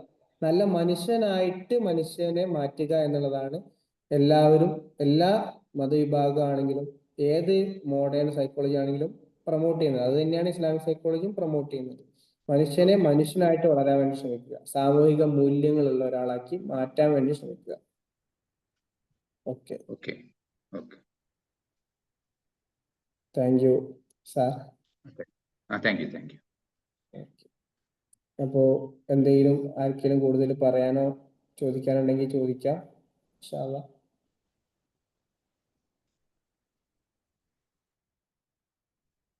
ആർക്കൊന്നും പറയാനില്ലേ? നിങ്ങളെ വിലപ്പെട്ട റിവ്യൂ ഞാൻ കേൾക്കാൻ ആഗ്രഹിക്കുന്നുണ്ട്.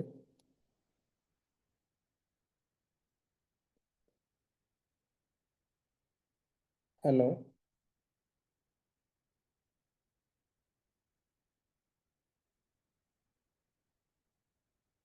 സാറ്, രാമകൃഷ്ണൻ സാറിന് എന്തെങ്കിലും ക്ലാസ്സിനെ കുറിച്ച് എന്തെങ്കിലും അഭിപ്രായങ്ങൾ പറയാനുണ്ടെങ്കിൽ അത് അല്ല പറയാൻ അല്ല സാർ, അഭ്യർത്ഥിക്കുകയാണ്. അത് അല്ല സാർ പറഞ്ഞിരിക്കുന്ന ഈ കാര്യങ്ങളെല്ലാം എന്തെങ്കിലും റിവ്യൂ തരികയാണെങ്കിൽ ഒരു ഉപകാരമായിരുന്നു. കേൾക്കാൻ അതെ അതെ ആഗ്രഹം ഉണ്ടായിരുന്നു. അതെ അല്ല റിവ്യൂ എന്നുള്ളത് തന്നെയാണ് ഈ ഒരു സ്ട്രക്ചർ. അത് കറക്റ്റ് ആണ് സാർ. Sir thank you. പറഞ്ഞിരിക്കുന്ന സ്ട്രക്ചർ കറക്റ്റ് ആണ്. ഭക്ഷണശീലമായി കഴിഞ്ഞാലും കുട്ടികൾ വളരുന്നാൽ ഓരോ സ്റ്റേജ് ബൈ സ്റ്റേജ് ആയിട്ടുള്ള ഡെവലപ്മെന്റും. പക്ഷേ പിന്നീട് അതിൽ ഞാൻ പറഞ്ഞത് ചില കാര്യങ്ങൾ. ഇപ്പൊ അതിൽ സാർ പറഞ്ഞിരിക്കുന്ന ഒരു കാര്യത്തില് പറഞ്ഞു, ഒരു തെറ്റ് ചെയ്തു കഴിഞ്ഞാൽ ആദ്യം അത് നെഗ്ലക്ട് ചെയ്യണം എന്നുള്ള രൂപത്തിന് പറഞ്ഞിട്ടുണ്ട്. അത് ചെറിയ ഒരു വലിയ വലിയ തെറ്റുകളാകുമ്പോൾ നമ്മളത് ആദ്യം തന്നെ നെഗ്ലക്ട് ചെയ്ത് പോയി കഴിഞ്ഞാൽ കുട്ടിക്ക് അതിന്റെ ഒരു റിപ്പീറ്റിംഗ് മെന്റാലിറ്റി അല്ലേ ഉണ്ടാവുക എന്നുള്ളൊരു സംശയം ഉണ്ട് അതില്. അത് അവിടെ പറയുന്നത് എന്താ വെച്ചാൽ, ഒരു പ്രാവശ്യം ചെയ്തിട്ട് അത് നമ്മളൊന്ന് അത് കുട്ടിയുടെ കാര്യമാട്ടോ, വലിയ ആൾക്കാരുടെ കാര്യമല്ല. 7 വയസ്സ് അതെ അതെ മുതൽ ഒരു തീർച്ചയായും.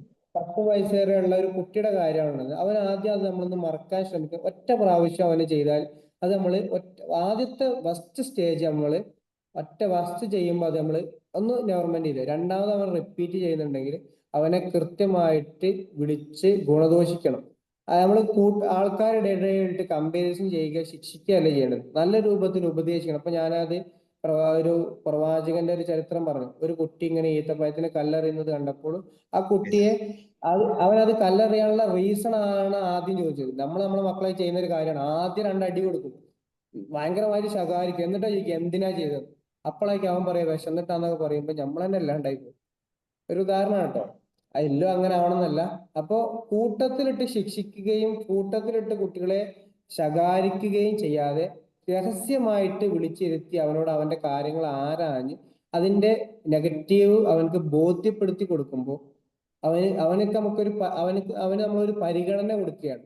അപ്പൊ അങ്ങനെ പരിഗണന കിട്ടി കഴിഞ്ഞാൽ ആ കുട്ടി എന്ത് ചെയ്യും? മാറും എന്നുള്ളതാണ്. അങ്ങനെ മാറിയിട്ടില്ലെങ്കിൽ അവനെ നിങ്ങൾ ശിക്ഷിക്കണമെന്ന് വീണ്ടും പറയുന്നുണ്ട്. അതാണ് പറഞ്ഞത്. 7 വയസ്സ് മുതൽ നിങ്ങൾ നല്ല ഗുണദേശം കൊടുക്കുക. 10 വയസ്സ് കഴിഞ്ഞിട്ട് അവനത് ചെയ്യുന്നില്ലെങ്കിൽ നിങ്ങൾ ആവശ്യമായ രൂപത്തിൽ ശിക്ഷയും നൽകുക എന്നുള്ളതാണ്. ഓക്കെ. ക്ലിയർ മൊത്തത്തില് ക്ലാസ് എന്ന് പറയുന്നത്, റിവ്യൂ എന്ന് പറയുന്നത് പോസിറ്റീവ് തന്നെയാണ്. എല്ലാ കാര്യങ്ങളിലൂടെ കടന്നു വന്നിട്ടുണ്ട്. എല്ലാം സാധാരണ ഇപ്പൊ നമ്മള് കുട്ടികളെ പഠിപ്പിക്കുന്ന സമയത്ത് ചെറിയ രൂപത്തിലാകുന്ന മുതൽ സ്കൂൾ സ്റ്റേജും ഒക്കെ. ഇപ്പൊ സാറ് പറഞ്ഞതിൽ മറ്റൊരു പോയിന്റ് കൂടിയുണ്ട്, ഞാൻ അതിനോട് പൂർണ്ണമായിട്ട് യോജിക്കുന്നു. അതായത് കുട്ടികളുടെ യഥാർത്ഥ പഠന സമയം എന്ന് പറയുന്നത് ശരിക്കും പറഞ്ഞാൽ ഈ ഒരു 6 വയസ്സിന് ശേഷം തന്നെയാണ്. അതിനു മുമ്പ് പക്ഷെ ഇന്നത്തെ കാലത്തിന്റെ ചില പ്രത്യേകതയാണത്. ഇന്നത്തെ നമ്മുടെ മോഡേൺ യുഗമാണ്, ടെക്നോളജിയുടെയാണ്. സോഷ്യൽ മീഡിയകൾ ടെക്നോളജി. ഇനി വരുന്ന ഈ പുതിയ കാലഘട്ടത്തിൽ നമുക്ക് ടെക്നോളജിയെ മാറ്റി നിർത്തിക്കൊണ്ട് നമുക്ക് മുമ്പോട്ട് പോകാനേ കഴിയില്ല. അപ്പൊ നമ്മൾ ശ്രദ്ധിക്കേണ്ട ഒരു വിഷയം എന്ന് പറഞ്ഞത്, ഇങ്ങനെയുള്ള വളരെ പ്രധാനപ്പെട്ട ഒരു കാര്യമുണ്ട്. കുട്ടിക്ക് കൊടുക്കേണ്ട ആധികാരികമായിട്ടുള്ള വിദ്യാഭ്യാസം എന്ന് പറയുന്നത് കുട്ടികളുടെ മാനസികവും ശാരീരികമായിട്ടുള്ള വളർച്ചയ്ക്ക് അറ്റൈൻ ചെയ്യുന്നത് ആഫ്റ്റർ 6 ആണ്. അതന്നെയാണ് നമ്മുടെ പുതിയ വിദ്യാഭ്യാസ നയം പറയുന്നത്. അതായത് 1-ാം ക്ലാസ്സിൽ കുട്ടിയെ അഡ്മിറ്റ് ചെയ്യുന്നത് 6 വയസ്സ് പൂർത്തിയായതിനു ശേഷമായിരിക്കണം എന്നുള്ളതാണ്. അതൊക്കെ നമ്മൾ പൂർണ്ണമായിട്ടുള്ള കറക്റ്റ് തന്നെയാണ്. അപ്പൊ സാർ അതിന്റെ എല്ലാ വശങ്ങളും കടന്നു പോയിട്ടുണ്ട്. പിന്നീട് മറ്റ് വിയോജിപ്പുള്ള മേഖലകളൊന്നുമില്ല. ഒക്കെ നമ്മളൊരു കുട്ടിയിൽ ഉണ്ടാകേണ്ട ശീലങ്ങൾ അത് സാറ് കൃത്യമായിട്ട് റിവ്യൂവിലൂടെ പറഞ്ഞിട്ടുണ്ട്. അതാണ് പറയാനുള്ളത്. അപ്പൊ ഞാൻ പറഞ്ഞിരിക്കുന്ന കാര്യം, ഈ മോഡേൺ കാലഘട്ടത്തിനനുസരിച്ച് ഇപ്പം ഇതിൽ പറഞ്ഞിരിക്കുന്നു, സാറ് പറഞ്ഞിരിക്കുന്നു, പിന്നെ കുട്ടിക്ക് ആർഭാടം, പിന്നെ ആർഭാടമായിട്ടുള്ള ഒരു ഇത് ചെറുപ്പത്തിൽ തന്നെ വരാൻ വേണ്ടി പാടില്ല, ലാവിഷ് ആയിട്ടുള്ള ഇത് വരാൻ വേണ്ടി പാടില്ല എന്നൊക്കെ പറഞ്ഞിട്ടുണ്ട്. പക്ഷെ നമുക്ക് എത്രത്തോളം അത് പ്രായോഗിക തലത്തിൽ കൊണ്ടുവരാൻ വേണ്ടി കഴിയുന്നുണ്ട്? സാർ ഇപ്പൊ സൂചിപ്പിച്ചല്ലോ, വളരെ ചെറുപ്പത്തിൽ തന്നെ ഇവിടെ ഞാനെല്ലാം സാറ് പറഞ്ഞ മുഴുവൻ ഞാൻ ഇവിടെ നോട്ട് ചെയ്ത് വെച്ചിട്ടുണ്ട്. എല്ലാ കാര്യങ്ങളും ഞാൻ ഇവിടെ നോട്ട് ചെയ്ത് വെച്ചിട്ടുണ്ട്. ഞാൻ ജസ്റ്റ് വെറുതെ ഇങ്ങനെ ക്ലാസ്സിൽ ഇരുന്നതല്ല. കാര്യം എന്ന് പറഞ്ഞാൽ ഞാൻ അത്യാവശ്യം ചില കാര്യങ്ങളൊക്കെ ഇങ്ങനെ സംസാരിക്കുക മറ്റോ ചെയ്യുന്ന ഒരാൾ തന്നെയാണ്. അതുകൊണ്ട് ഇങ്ങനെയുള്ള ഏത് ക്ലാസ് ആയി കഴിഞ്ഞാലും അത് എനിക്ക് അക്സെപ്റ്റബിൾ ആണ്. അപ്പൊ അത് അതിൽ എന്തെങ്കിലും കാര്യങ്ങൾ ഉണ്ടെങ്കിൽ നമുക്ക് അതിന് എന്ത് ചെയ്യാന്ന് പറഞ്ഞാൽ അതിനോട് പിന്നെ വിയോജിപ്പുണ്ടെങ്കിൽ അത് നമുക്ക് പറഞ്ഞ് തീർക്കാന്നേ ഉള്ളൂ. മറ്റതില് വേറെ മറ്റു പ്രശ്നങ്ങളൊന്നും കാണുന്നില്ല സാർ. മോഡേൺ പെർവ്യൂ തന്നെയാണ് സാർ പറഞ്ഞിട്ടുള്ളത്. അതായത് മതവുമായി ബന്ധപ്പെട്ടിട്ടുള്ള ചില കാര്യങ്ങൾ. അപ്പം അതായത് സാറ് പറഞ്ഞിരിക്കുന്നത് കുട്ടിയെ വളരെ ചെറുപ്പത്തിൽ തന്നെ പിന്നെ മതപരമായിട്ടുള്ള കാര്യങ്ങൾ ചെയ്യണം, കുട്ടിക്ക് വേണ്ടുന്ന തൊപ്പി വാങ്ങിച്ചു കൊടുക്കണം തുടങ്ങി. അത് അതിന്റെ ഒരു റിലീജിയസ് ആയിട്ടുള്ള ഒരു കാഴ്ചപ്പാടാണ്. അത് പ്രശ്നമില്ല, അതിവിടെ നമ്മളത് മൈൻഡ് ചെയ്യുന്നില്ല. അതിപ്പോ ഓരോ മതത്തിനായി കഴിഞ്ഞാൽ അവർക്ക് അവരുടെ കാഴ്ചപ്പാട് ഉണ്ടാവുമല്ലോ. ഇപ്പൊ ഹിന്ദു മതത്തിലാണെങ്കിൽ ബ്രാഹ്മണ സമൂഹത്തിലാണെങ്കിൽ ഉപനയന സെറിമണി ഉണ്ടാവുമല്ലോ, സാറിന് അറിയാലോ. സാക്രഡ് ത്രെഡ് ധരിക്കുന്ന ഉപനയന സെറിമണി ഉണ്ട്. ക്രിസ്ത്യൻസിന്റെ വിഭാഗത്തിലാണ് നമുക്കുണ്ട്. അത് മാമോദിസം നമുക്കുണ്ട്. അതൊക്കെ സ്വാഭാവികമാണ്. അത് നമ്മൾ ആ രൂപത്തിൽ അതിനെ കാണുന്നില്ല. അത് അതിന്റെ ഒരു റിലീജിയസ് ലൈനിലൂടെ കടന്നു പോകട്ടെ. പക്ഷെ മറ്റ് സ്ഥലങ്ങളിൽ വരുന്ന സമയത്ത് ബാക്കിയുള്ള കാര്യങ്ങളൊക്കെ പെർഫെക്റ്റ് ആണ്. മറ്റതിൽ മറ്റു പ്രശ്നങ്ങളൊന്നും കാണുന്നില്ല. പിന്നെ മതത്തിന്റെ ഏതായി കഴിഞ്ഞാൽ നമ്മളതിനെ ഇസ്ലാമിക് സൈക്കോളജി ആയതുകൊണ്ടാണ് അതിന്റെ ആ ഒരു രീതികൾ തീർച്ചയായും അല്ല നമ്മളിത് ക്ലാസ്സിൽ ഇരിക്കുന്നതും അത് കണ്ടുകൊണ്ട് തന്നെയാണ്. അല്ലെങ്കിൽ നമുക്ക് നെഗ്ലക്ട് ചെയ്യാലോ. ഇസ്ലാമിക് സൈക്കോളജി എന്നുള്ളത് എന്താണെന്നും ആ രൂപത്തിൽ കുട്ടിയെ എങ്ങനെയാണ് നമ്മൾ പിന്നെ പാരന്റിങ് എങ്ങനെയായിരിക്കണം, ആ പാരന്റിങ്ങുമായിട്ട് സാറ് പറഞ്ഞിരിക്കുന്ന കാര്യങ്ങളൊക്കെ വളരെ നല്ല ഇതാണ്. ഇന്നത്തെ കാലഘട്ടത്തിൽ after all parenting is an art. പാരന്റിങ്ങുമായി ബന്ധപ്പെട്ട് ഞാൻ ചില രക്ഷകർത്താക്കൾക്ക് ക്ലാസ് എടുത്ത് കൊടുക്കാറുണ്ട്. അതൊരു ആർട്ട് തന്നെയാണ്.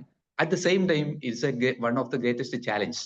പുതിയ കാലഘട്ടത്തിൽ വളർത്തി കൊണ്ടുവരിക എന്നുള്ളത് വലിയ വെല്ലുവിളികളാണ്. അതൊക്കെ ഞാനത് നോട്ട് ചെയ്ത് വെച്ചിട്ടുണ്ട്. സാറ് പറഞ്ഞിരിക്കുന്ന ആ കാര്യങ്ങളൊക്കെ ശരി തന്നെയാണ്. കൂടുതൽ കരുത്തോടു കൂടി സാറിന് ക്ലാസ് വീണ്ടും കൈകാര്യം ചെയ്യാനാവട്ടെ എന്നുള്ളത് ആശംസിച്ചുകൊണ്ട് ഞാൻ എന്റെ ഒരു opinion thank you sir. Thank you. വളരെയധികം സന്തോഷം നിങ്ങളെ. അതായത് ഇങ്ങനത്തെ ഒരു റിവ്യൂ ആണ് എനിക്ക് ആവശ്യം. പൂർണ്ണമായിട്ടും അതിനെ കീറി മുറിച്ച് പോസ്റ്റ്മോർട്ടം ചെയ്യുന്ന റിവ്യൂ കിട്ടിയാലേ ഞാനും വളർന്നു വരുന്ന ഒരാളാണ്. അപ്പൊ ഒരുപാട് ഉപകാരങ്ങൾ എനിക്ക് അങ്ങനെ ആയിരിക്കണം, അതല്ലേ വേണ്ടത്. നമ്മൾ ഒരുപാട് നന്ദി പറയാണ്. വളരെയധികം താങ്ക് യു. ഒരുപാട് കാര്യങ്ങൾ നിങ്ങൾ പറഞ്ഞു. എന്താ പറയുക, ഒരു പ്ലഷർ. എന്താ പറയാ, എനിക്ക് എന്റെ ക്ലാസ് ഉപകാരപ്പെട്ടു എന്ന് മനസ്സിലാകുന്ന കിട്ടുന്ന ഒരു അനുഭൂതി ഉണ്ടല്ലോ. Thank you so much. ഇതുപോലെ ഉള്ള റിവ്യൂകൾ ഇനി ഞാൻ ഭാവിയിൽ പ്രതീക്ഷിക്കുന്നു. ഓക്കെ, നമുക്ക് ഫ്രീ ആണെങ്കിൽ നമ്മളെ 5 ഡേ വെബിനാർ ഉണ്ട്, അതിൽ നിങ്ങൾ പങ്കെടുക്കാം. നമുക്ക് നല്ല ഡിസ്കഷനും കാര്യങ്ങളൊക്കെ ആ 5 ഡേ നമുക്ക് എൻജോയ് ചെയ്യാം. പക്ഷെ പലപ്പോഴും സാറേ അത് പലപ്പോഴും എന്താണ് ടൈം ലിമിറ്റിന്റെ ഒരു ഇതാണ്. അപ്പൊ ഞാൻ ഇവരുടെ CBTയിൽ ഞാൻ 5 ദിവസം ഉണ്ടായിരുന്നു. CBT ഉണ്ടല്ലോ, കോഗ്നിറ്റീവ് ബിഹേവിയർ തെറാപ്പിയിൽ വെബിനാറിൽ 5 ദിവസം. പലപ്പോഴും നൈറ്റിൽ കുറച്ച് എൻഗേജ്മെന്റ് വേറെ ഉണ്ട് എന്തൊക്കെയോ. അതുകൊണ്ടാണ് പിന്നെ ഇതിപ്പോ കിട്ടിയ ഒരു സമയത്ത് ഞാൻ പെട്ടെന്ന് കിട്ടിയ അവസരം കിട്ടി കയറിയേ ഉള്ളൂ. നോക്കാം സാർ, നോക്കാം. ഓക്കെ, ഇനി ആർക്കെങ്കിലും എന്തെങ്കിലും റിവ്യൂ പറയാനോ അല്ലെങ്കിൽ എന്തെങ്കിലും സംശയങ്ങൾ ചോദിക്കാനുണ്ടെങ്കിൽ ചോദിക്കാം.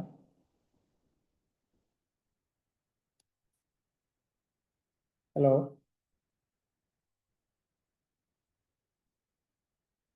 ആർക്കും ഒന്നും പറയാനില്ലെങ്കിൽ നമുക്ക് നല്ല വൈൻഡപ്പ് ചെയ്താലോ?